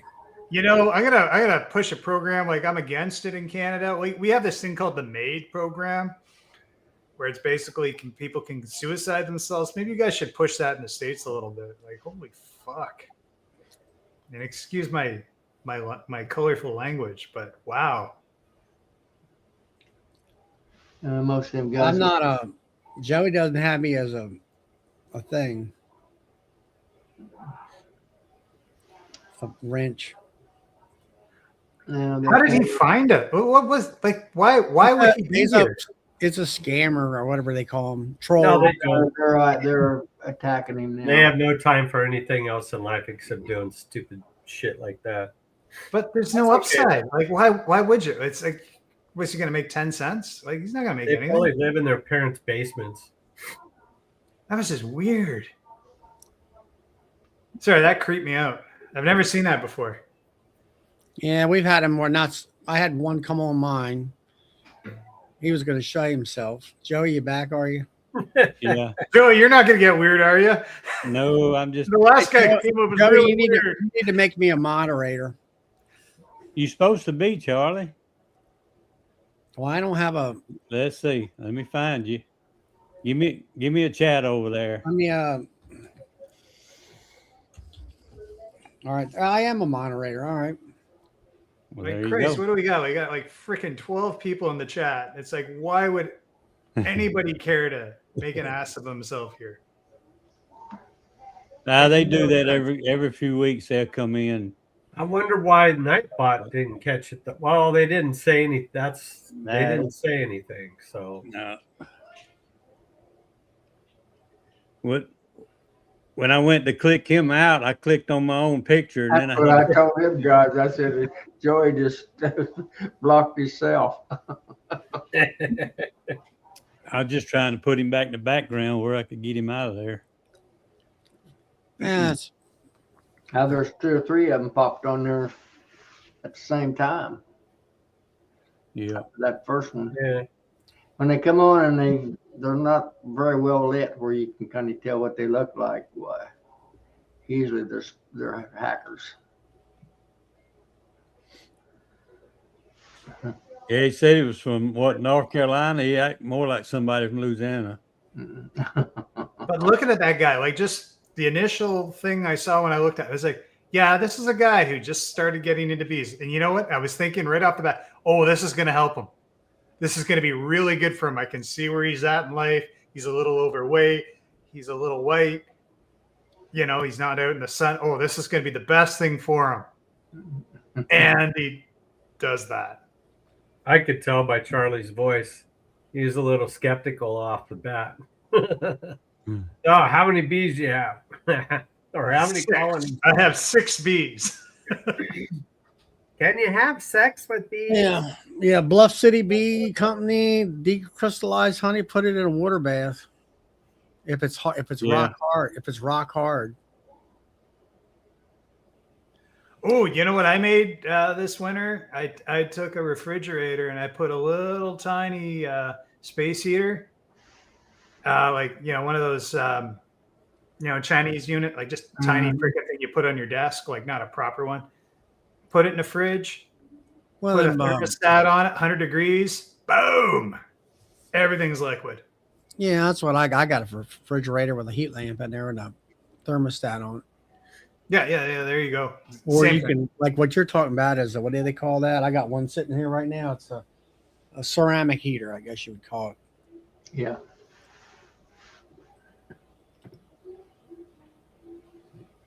Yeah, that's a slick way to do it. Oh, you just missed a bunch of porn owls. That's all. Alicia. I actually got really lucky. Up the street from me, my previous neighbor sold his house and left a bunch of crap in it, and then the new guy bought it. Anyways, apparently my old neighbor was setting up a bunch of mushroom farms, so he was selling mushroom kits, and it came with these temperature thermostat regulators. Mm-hmm. So basically, the guy moved into the house. And he's got like 1,000 of these freaking things. And he's trying to sell them on Facebook. He's trying to sell them everywhere. And he's like pretty much just giving them away to the neighbors. It's like, yeah, I'll take 6. Thanks. And they're really good. They're like, I've never had a thermostat as accurate as these things. So yeah, I appreciate that. But yeah, I guess that's another thing. Like, forget about bees, mushrooms. Ooh. What's you Not getting? my cup of tea. Run them ones you smoke. I think, you know what? I will tell you the honest truth that the guy, like, okay, basically, weed used to be illegal, right? And I think this guy was involved in that, and then it became legal, and then he was involved. He had an industrial property, and he started growing weed in there. And then as basically everybody started to grow weed in Canada to provide to the market, it basically collapsed the market, which completely just like they spent a ton of money trying to, you got to buy lights and air conditioning and all the things, right? So basically, he spent probably, I don't know, $250,000 trying to outfit this space. And then the market goes away because now everybody's done the exact same thing. So it's a race to the bottom for weed. So now weed's relatively cheap. He went in for 1 year with the hemp plant, and basically what he told me is the legislated him out of business, because they, I guess, had their pockets in there somewheres. And, right, exactly. So then the next thing this guy did was, okay, well, what's the next thing? It's like, well, magic mushrooms. So he started to get into that, and then he realized there was actually legitimate mushrooms. And then he started trying to sell kits for that. And he didn't do well. But yeah, so anyways. Yeah. The long and the short is I got a whole bunch of like temperature, humidity sensors that are of really high quality. So that's nice. I like to say, I take an upright refrigerator that's got the freezer in the top end, and I keep 3 buckets in there all the time and keep them warm so they don't crystallize. And then when I get ready to pour it in my bottling tank, it goes right through the sieve. And if you might catch a hive beetle or a bee or whatever that got in the bucket, and that way everything is clean. All that. I went downstairs. Lady came in and got some wax today. She bought a pound of my wax, and she got some wax off the internet. They said it was beeswax, but she was making lip balm, I think is what it was. And she said, yours is definitely way better. I said, yeah, probably the other stuff had paraffin in it, most likely. Who knows? But now she went and waxed. I went ahead and I got 9 pounds rendered down there for now. It's about all I got for the year. Not sure whether I should keep some for myself for making frames. Well, that's what I'm doing this year is, as I expand, this is a lot for me. I'm going to fill out, at least 200 deeps, and I have to get them waxed, the bees. And I decided I'm only going to use, I'm not going to, when I buy the acorn frames for it, I'm going to buy them bare this year, and I'm going to wax them myself. Well, you got the time. You got the time to go for it. Well, I don't, but I don't like, there's a lot of wax, they just don't draw it. Well, anyways. Yeah, Uncle Junior, I don't draw any holes. I run the wires through the hinge side of the door. Works just fine. If I can get my phone to connect and log in, I'll show Uncle Junior mine right quick. I don't feel like picking my laptop up. What are you going to show, Joey? My hot box. Yeah. I can go in there and get logged in. Oh, I'd love to see your hot box. Do you guys, doesn't everyone on here pretty much have a heated bottling tank? Nope. I do. I got a Max Ant. Why do you go to trouble? Of course, your stuff, you're storing your stuff in. See, my honey rarely crystallizes. Believe it or not, I can keep it usually a year or two at a time when I see it. Yeah, but you try to. Honey gets cold. It ain't crystallized, but it's cold. It don't flow very well. At least around here. And I keep it in the bottling tank, 300 pounds of it. It keeps it from crystallizing, and I can bottle on demand because I keep it warm all the time. And where do you keep it at? My tank. Yeah. It's on my back porch where it's an enclosed porch, but it's not. It's heated, but it ain't heated that well. Well, I meant the That's temperature. reason- Oh, the temperature, I try to keep it from being like 82 to 92 degrees. That's the reason I was It asking. shuts off at 92 and then turns back on at 82. If you just put that Yeah, if my stuff was blackberry, it'll crystallize in 2 weeks after bottling it. Like it's so fast. And it's not a lot of it. It's just a little bit of it. But like if I put like I pull out 10 frames and put them, process them. Now, when it comes These to bottles, they crystallize instantly. like when it comes to my hot box, which is a refrigerator, I keep it at about 105 or 110 degrees. But now that's the cavity. That's not the honey's in 5-gallon buckets. So, and I keep a fan in there to kind of keep it circulating, to keep the air, I'll say, even temperature throughout the air. But it keeps it around 85 or so degrees than the honey does. I find if you get it down towards 100 degrees or something like that, then the over a period of time that the buckets will start to crystallize a little bit, and then you can't get it through the sieves and stuff that I use.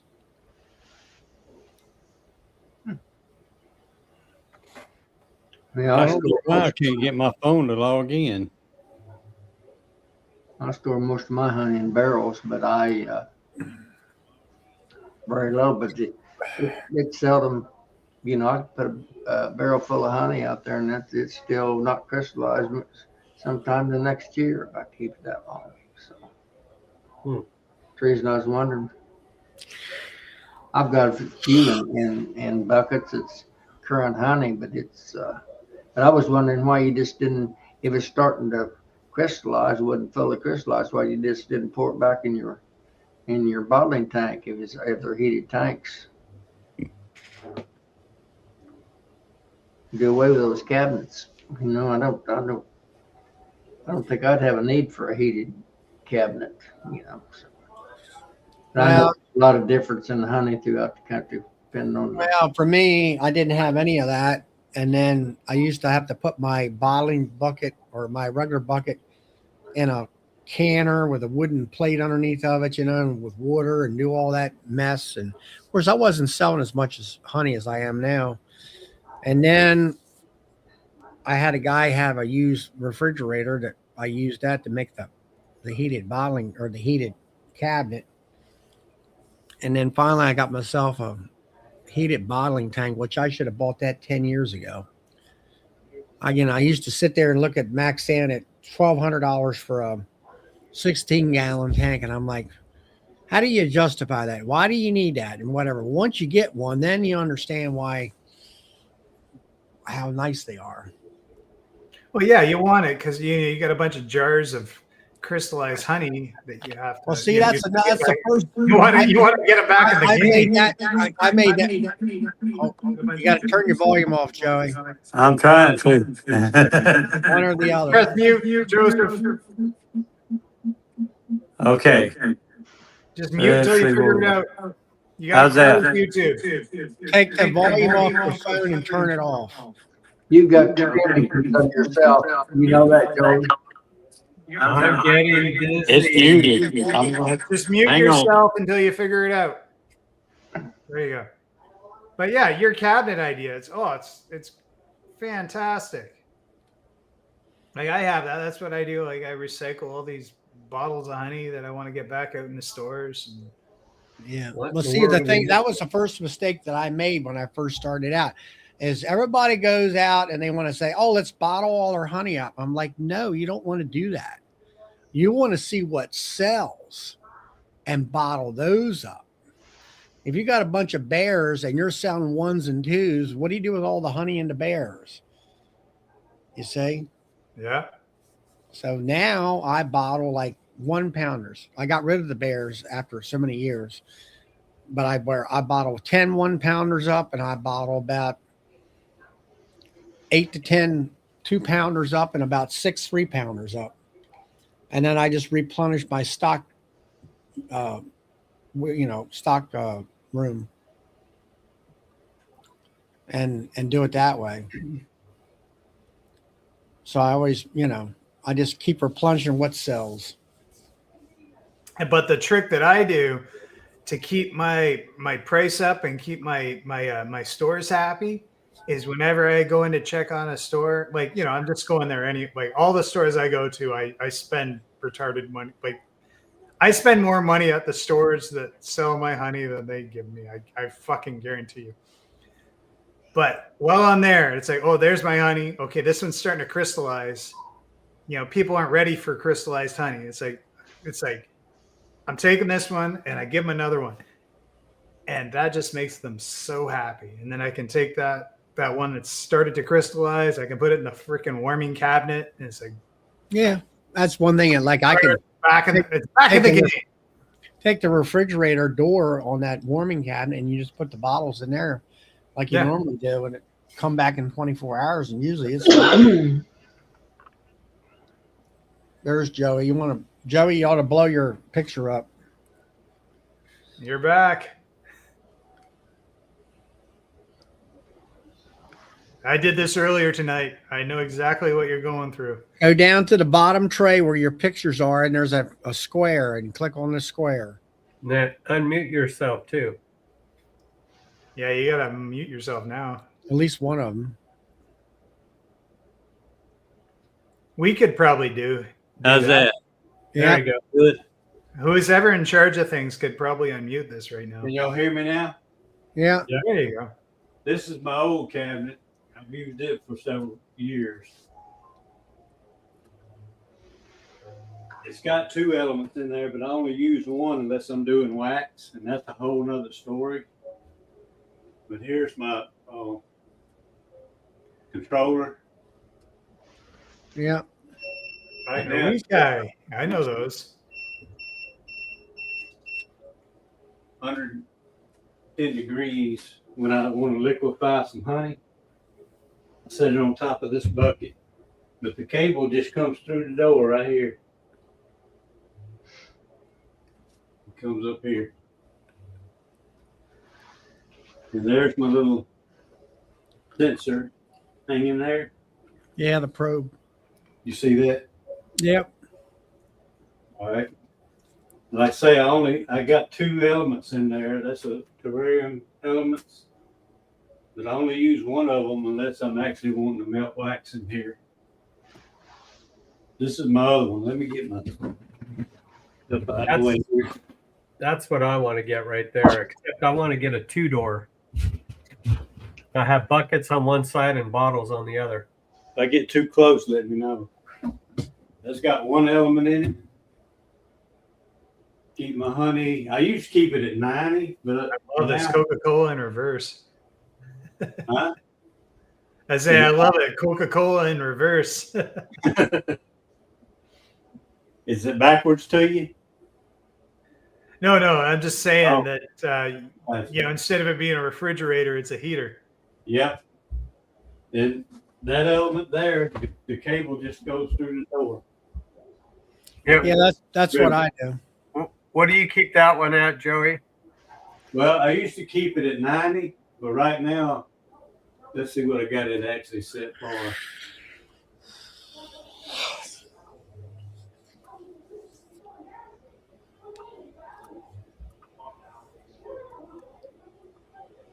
$82 Okay. on the high side.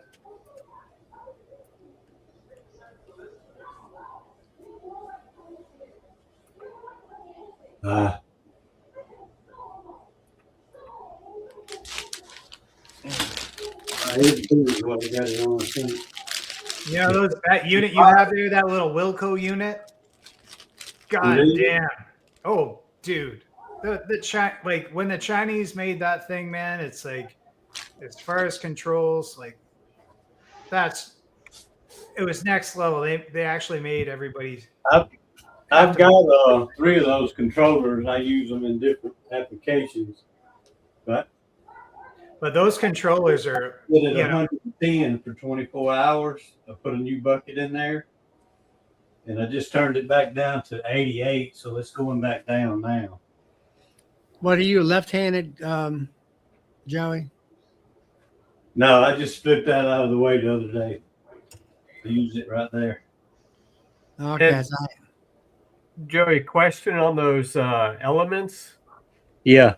What are they? I mean, they're not light bulbs. What are they? They're Well, that's terrarium heaters.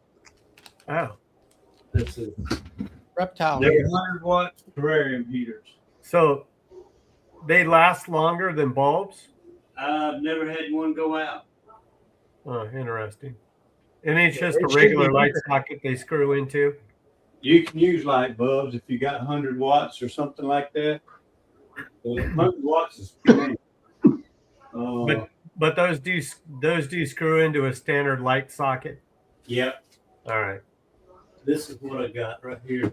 Yeah, it's basically resistance, right? So no matter what, like, doesn't matter what you put into it, you put the electricity into it, it's going to turn into light and bounce it around the container and turn it into heat, or it's going to literally turn it into heat where it's at.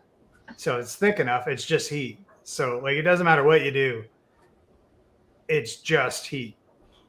Yep. That's all it is. I bought them because I didn't know if the light would actually affect the honey when I was warming it up. Let me get myself situated again. Go back small.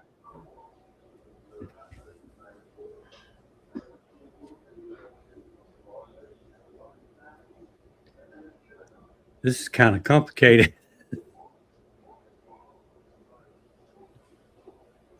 All right, let me get my phone going.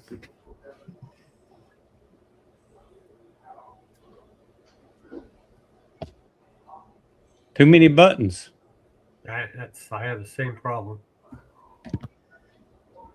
Kind of like I'm an electrician. Kind of like I used to tell everybody: 1 wire, hook it up; 2 wires, screw it up; 3 wires, go to the house.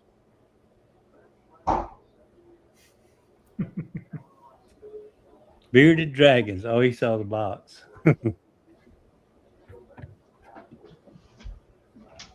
Yeah. I like what you're doing there. I like the fridge. My fridge is much smaller. I got a bar fridge in the kitchen that I just keep recycling honey that comes back at this point. But I tell you what, when I bottle that black, the blackberry honey, man, it crystallizes so fast. It's like good taste of honey. It's very good, but it crystallizes and then nobody wants to buy it. Is the problem. Like if it's not liquid, they don't pay money for it here. They're like I don't have a very educated clientele up here just yet. Mm-hmm. We're just getting started. Lots of money, no brains. I don't even have lots of money and no brains. So I don't know.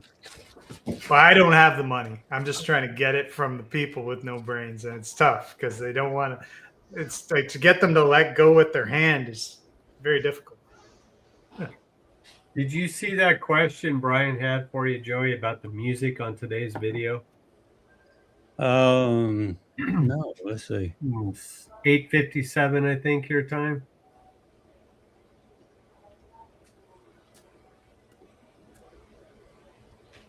It's all YouTube stuff. Everything I got's on YouTube. I've been wanting to go ahead and purchase some kind of program or something that has a better selection. But I just hadn't decided to purchase yet.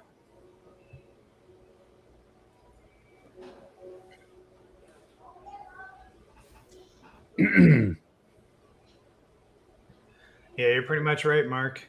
Sorry, that's for the guys in the chat there.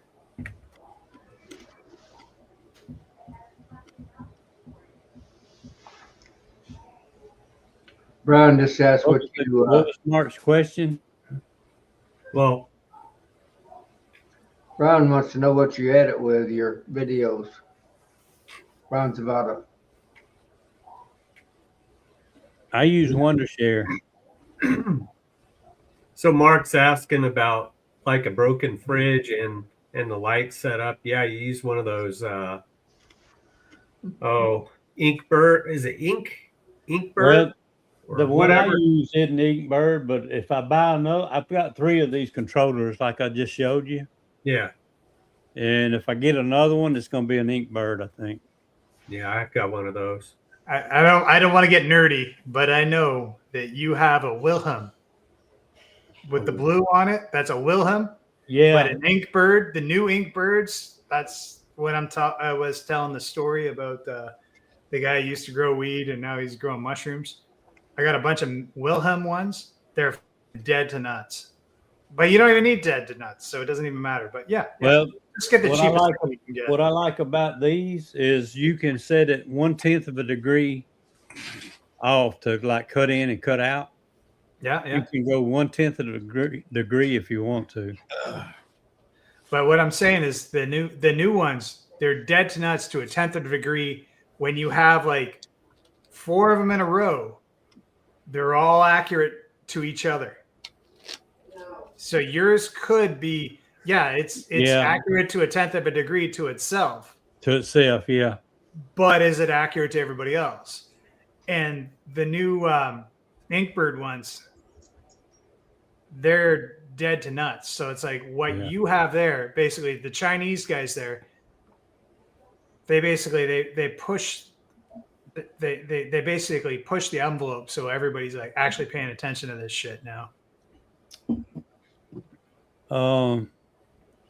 Let's see. Somebody asked a question. Somebody asked how much honey I sell. I try to sell all I got. I usually have around 1,500 pounds annually. Brian wanted to know what you edit with. Wondershare. Wondershare.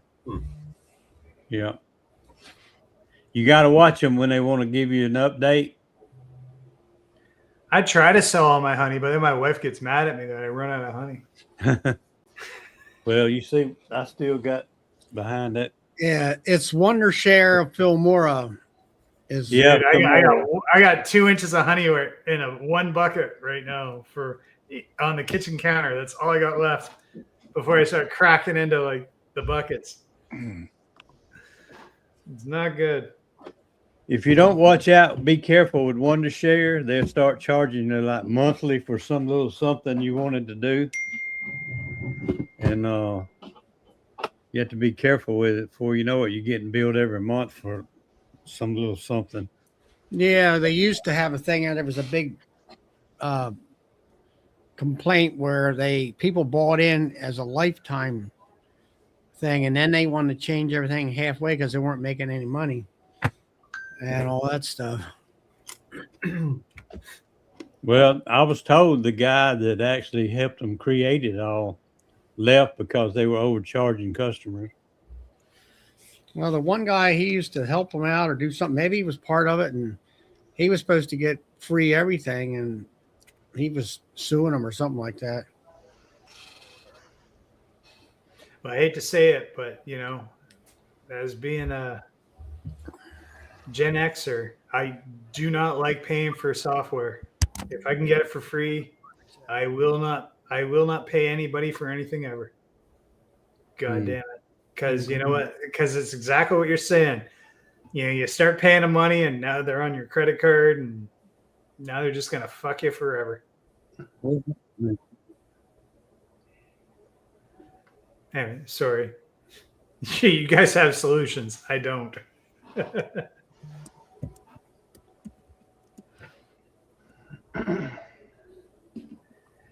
Uncle Junior had another question. Let's see. I don't know. I've never shipped more than a pound or 2 at a time. Can you, like, in America, couldn't you just, like, why couldn't you go from state to state for honey? That doesn't. I'm sure you can. That's a good question. I know I can ship 1 pound bottles anywhere I want to if I want to pay, or if I want to pay, or the customer wants to pay that much. But I usually stay away from that because it's so high. Yeah, you guys have some wacky in between state laws I've seen. Well, you can. I don't think they have much on the honey. They do on brood frames and stuff like that. They do when you're trying to ship like nukes or whatever. It's a little weird. Hey, Steve Amos. How you doing, buddy?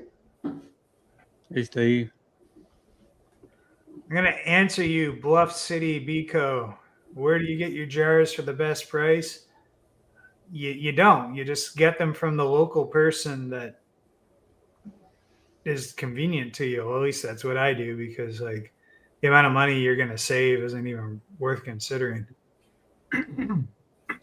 I used to buy in bulk, and one time it would be the Dant. The next time, when you compared the price of the bulk plus the shipping to another one, there were 3 different ones: the Dant, Bluebird Bee Supply, and one more.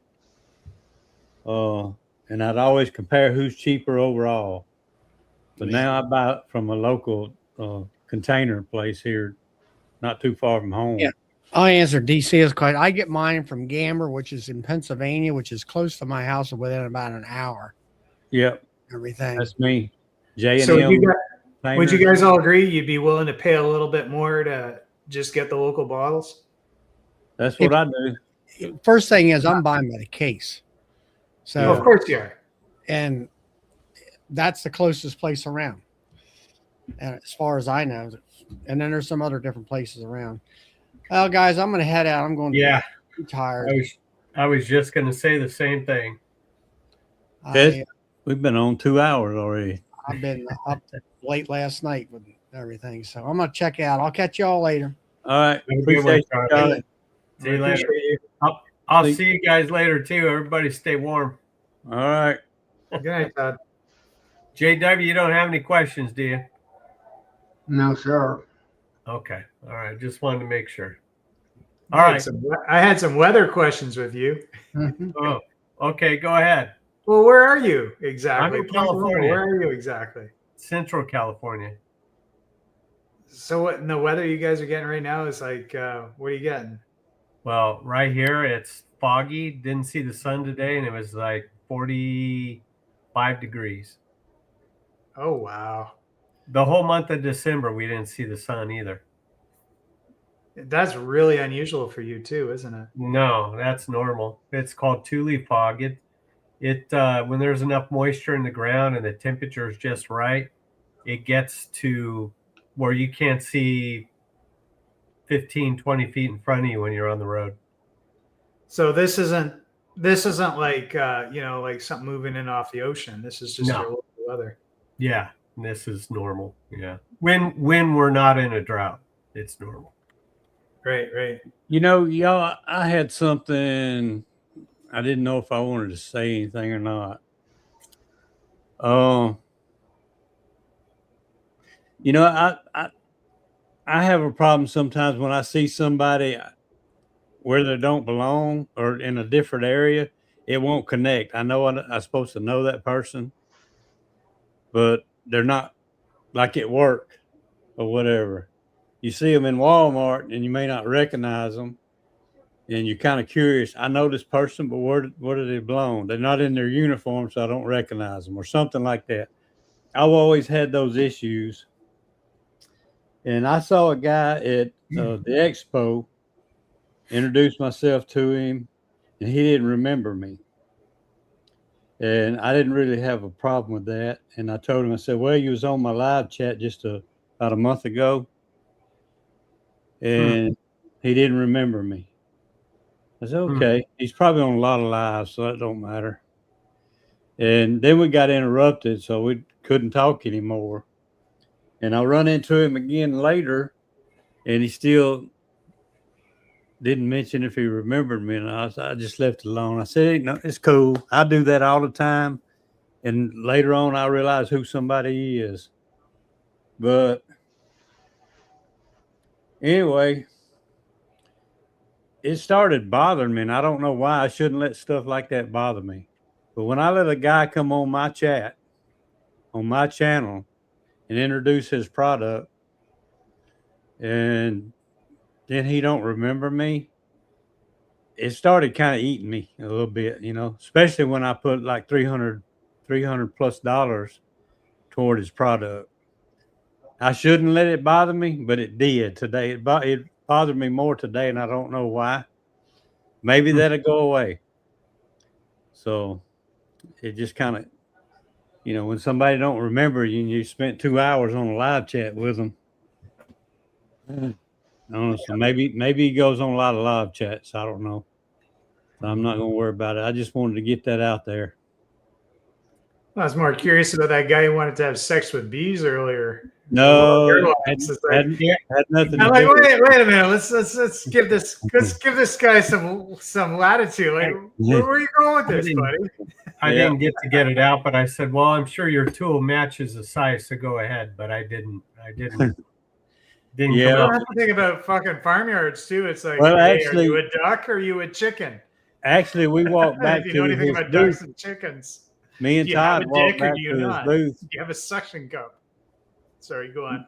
Me and Todd walked back to his booth later another day, next day, and it was like he didn't even know me. So I know who you're talking. I knew who you were talking about before you just said that. That's surprising. I don't know. It probably ain't nothing, but it just, I don't know. I tried to forget about it, and for some reason, the last 2 or 3 days, it's just kind of like eat on me. I'm putting money toward this guy's product to help him out, and he was on my chat for 2 hours, and then you don't know me, you don't remember me, so I don't know. That kind of gets me. I'm probably going to regret ever saying that, but I just needed to put that out there. So next time somebody wants to come on my chat and promote their product, you need to think about remembering me. You hear that, JW? Yeah, JW. You're fond of snakes, right? I feel that's it. It wasn't you, man. I'll remember. I'm the new guy here. I'll remember. I'm sorry, Joey. I'll never do it. I promise. Well, I'm gonna get out of here, but you guys have a good weekend and stay warm. Take care. All right. See you later. See you later, Joey. Oh boy.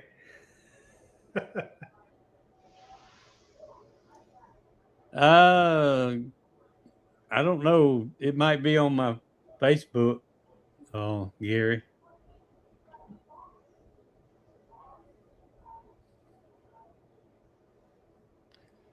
Which I don't look on very much. Yeah, it might be too sensitive, Chris. I think you're the perfect amount of sensitivity.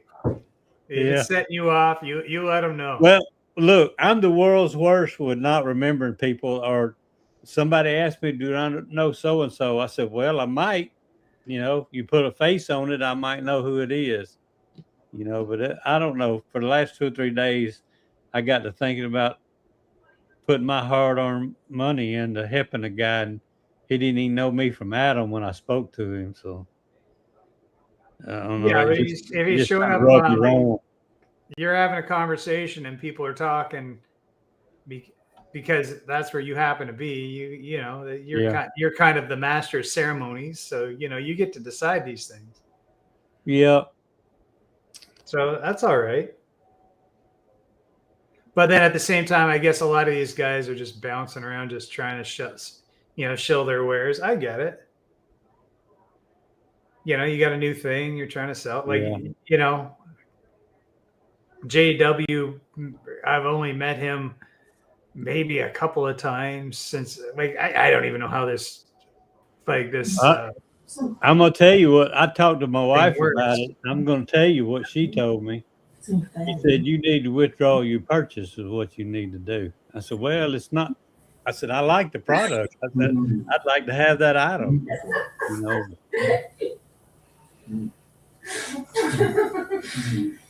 Hey, don't be laughing at me. Cheers, Lord Kilmartin. He don't know what he's doing. I know. Pleasure to have you up. Who are you talking about? You. I ain't gonna say his name. No. You said laughing at me. You talking about me? No, I heard Melissa laughing, I guess. Background. Don't be laughing at me. Oh, I didn't even hear that. Melissa, you guys watching If you're laughing, you got to be laughing at me. No, she was. I don't know. She's watching some weird soap opera series like thing or something. I don't know. JW, what happened? I'm really confused. I'm not going to do that. If I like the product, I'm going to like the product. It doesn't have anything to do with the man. That's another guy. Hold on, JW. What just happened? Hey, welcome, Tom. But what just happened? Like everything just got real weird. Did I get lagged or something? No, you probably wasn't in the chat that time, so we'll tell you after chat. Okay. I swear to What's God, up, I Tom? was here the whole time, but then all of a sudden everything changed instantly. All right, fair enough.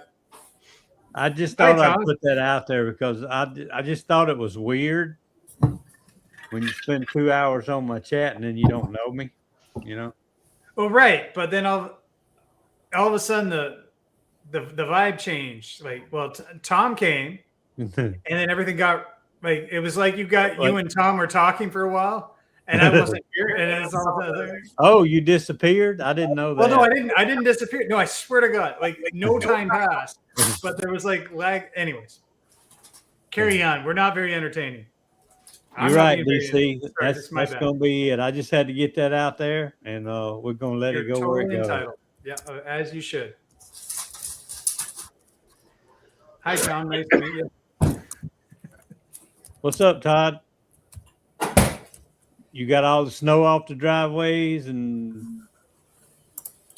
Did you just call me Todd? Tom. I apologize. Hey, he's all fired up. We had a couple of hackers tonight, and he's got him all fired up. He's mad at I had 3 try to hit me at one time. I even put myself out. Oh, no kidding. Well, I just went in the background. I wasn't out. He got so bad. He got so flustered. He blocked himself off of his own. So what did the hackers do? Laughing in so much my jaws are hurting. What would the hackers do? How did they stir it up tonight? Boy, I wish I'd been on for that. See you later. Well, I'll tell you what, they were talking about sex and bees, and it was very awkward. One of them was trying to get smart alecky about, as and that was I had a good birds and bees comment I was gonna make, and then they were kicked already, and it's like Hey, I would suggest or say that the only person who should feel awkward is a guy that doesn't know how that bees are made, Yeah. I mean, I don't know. Yeah, but who does know how bees are made until you know about how bees are made? Well, it's part of the birds and the bees, right? Yeah. But is it? I don't know, man. You could be a queen, you could be a worker. What do you want? Y'all hang on. And the rest of us are drones. But I'm gonna go ahead and close the chat down. Norman, don't go anywhere. Just hang on. We'll be back in the background in a minute. Appreciate everybody coming in. And we'll see y'all next Saturday. Good night, y'all. See you.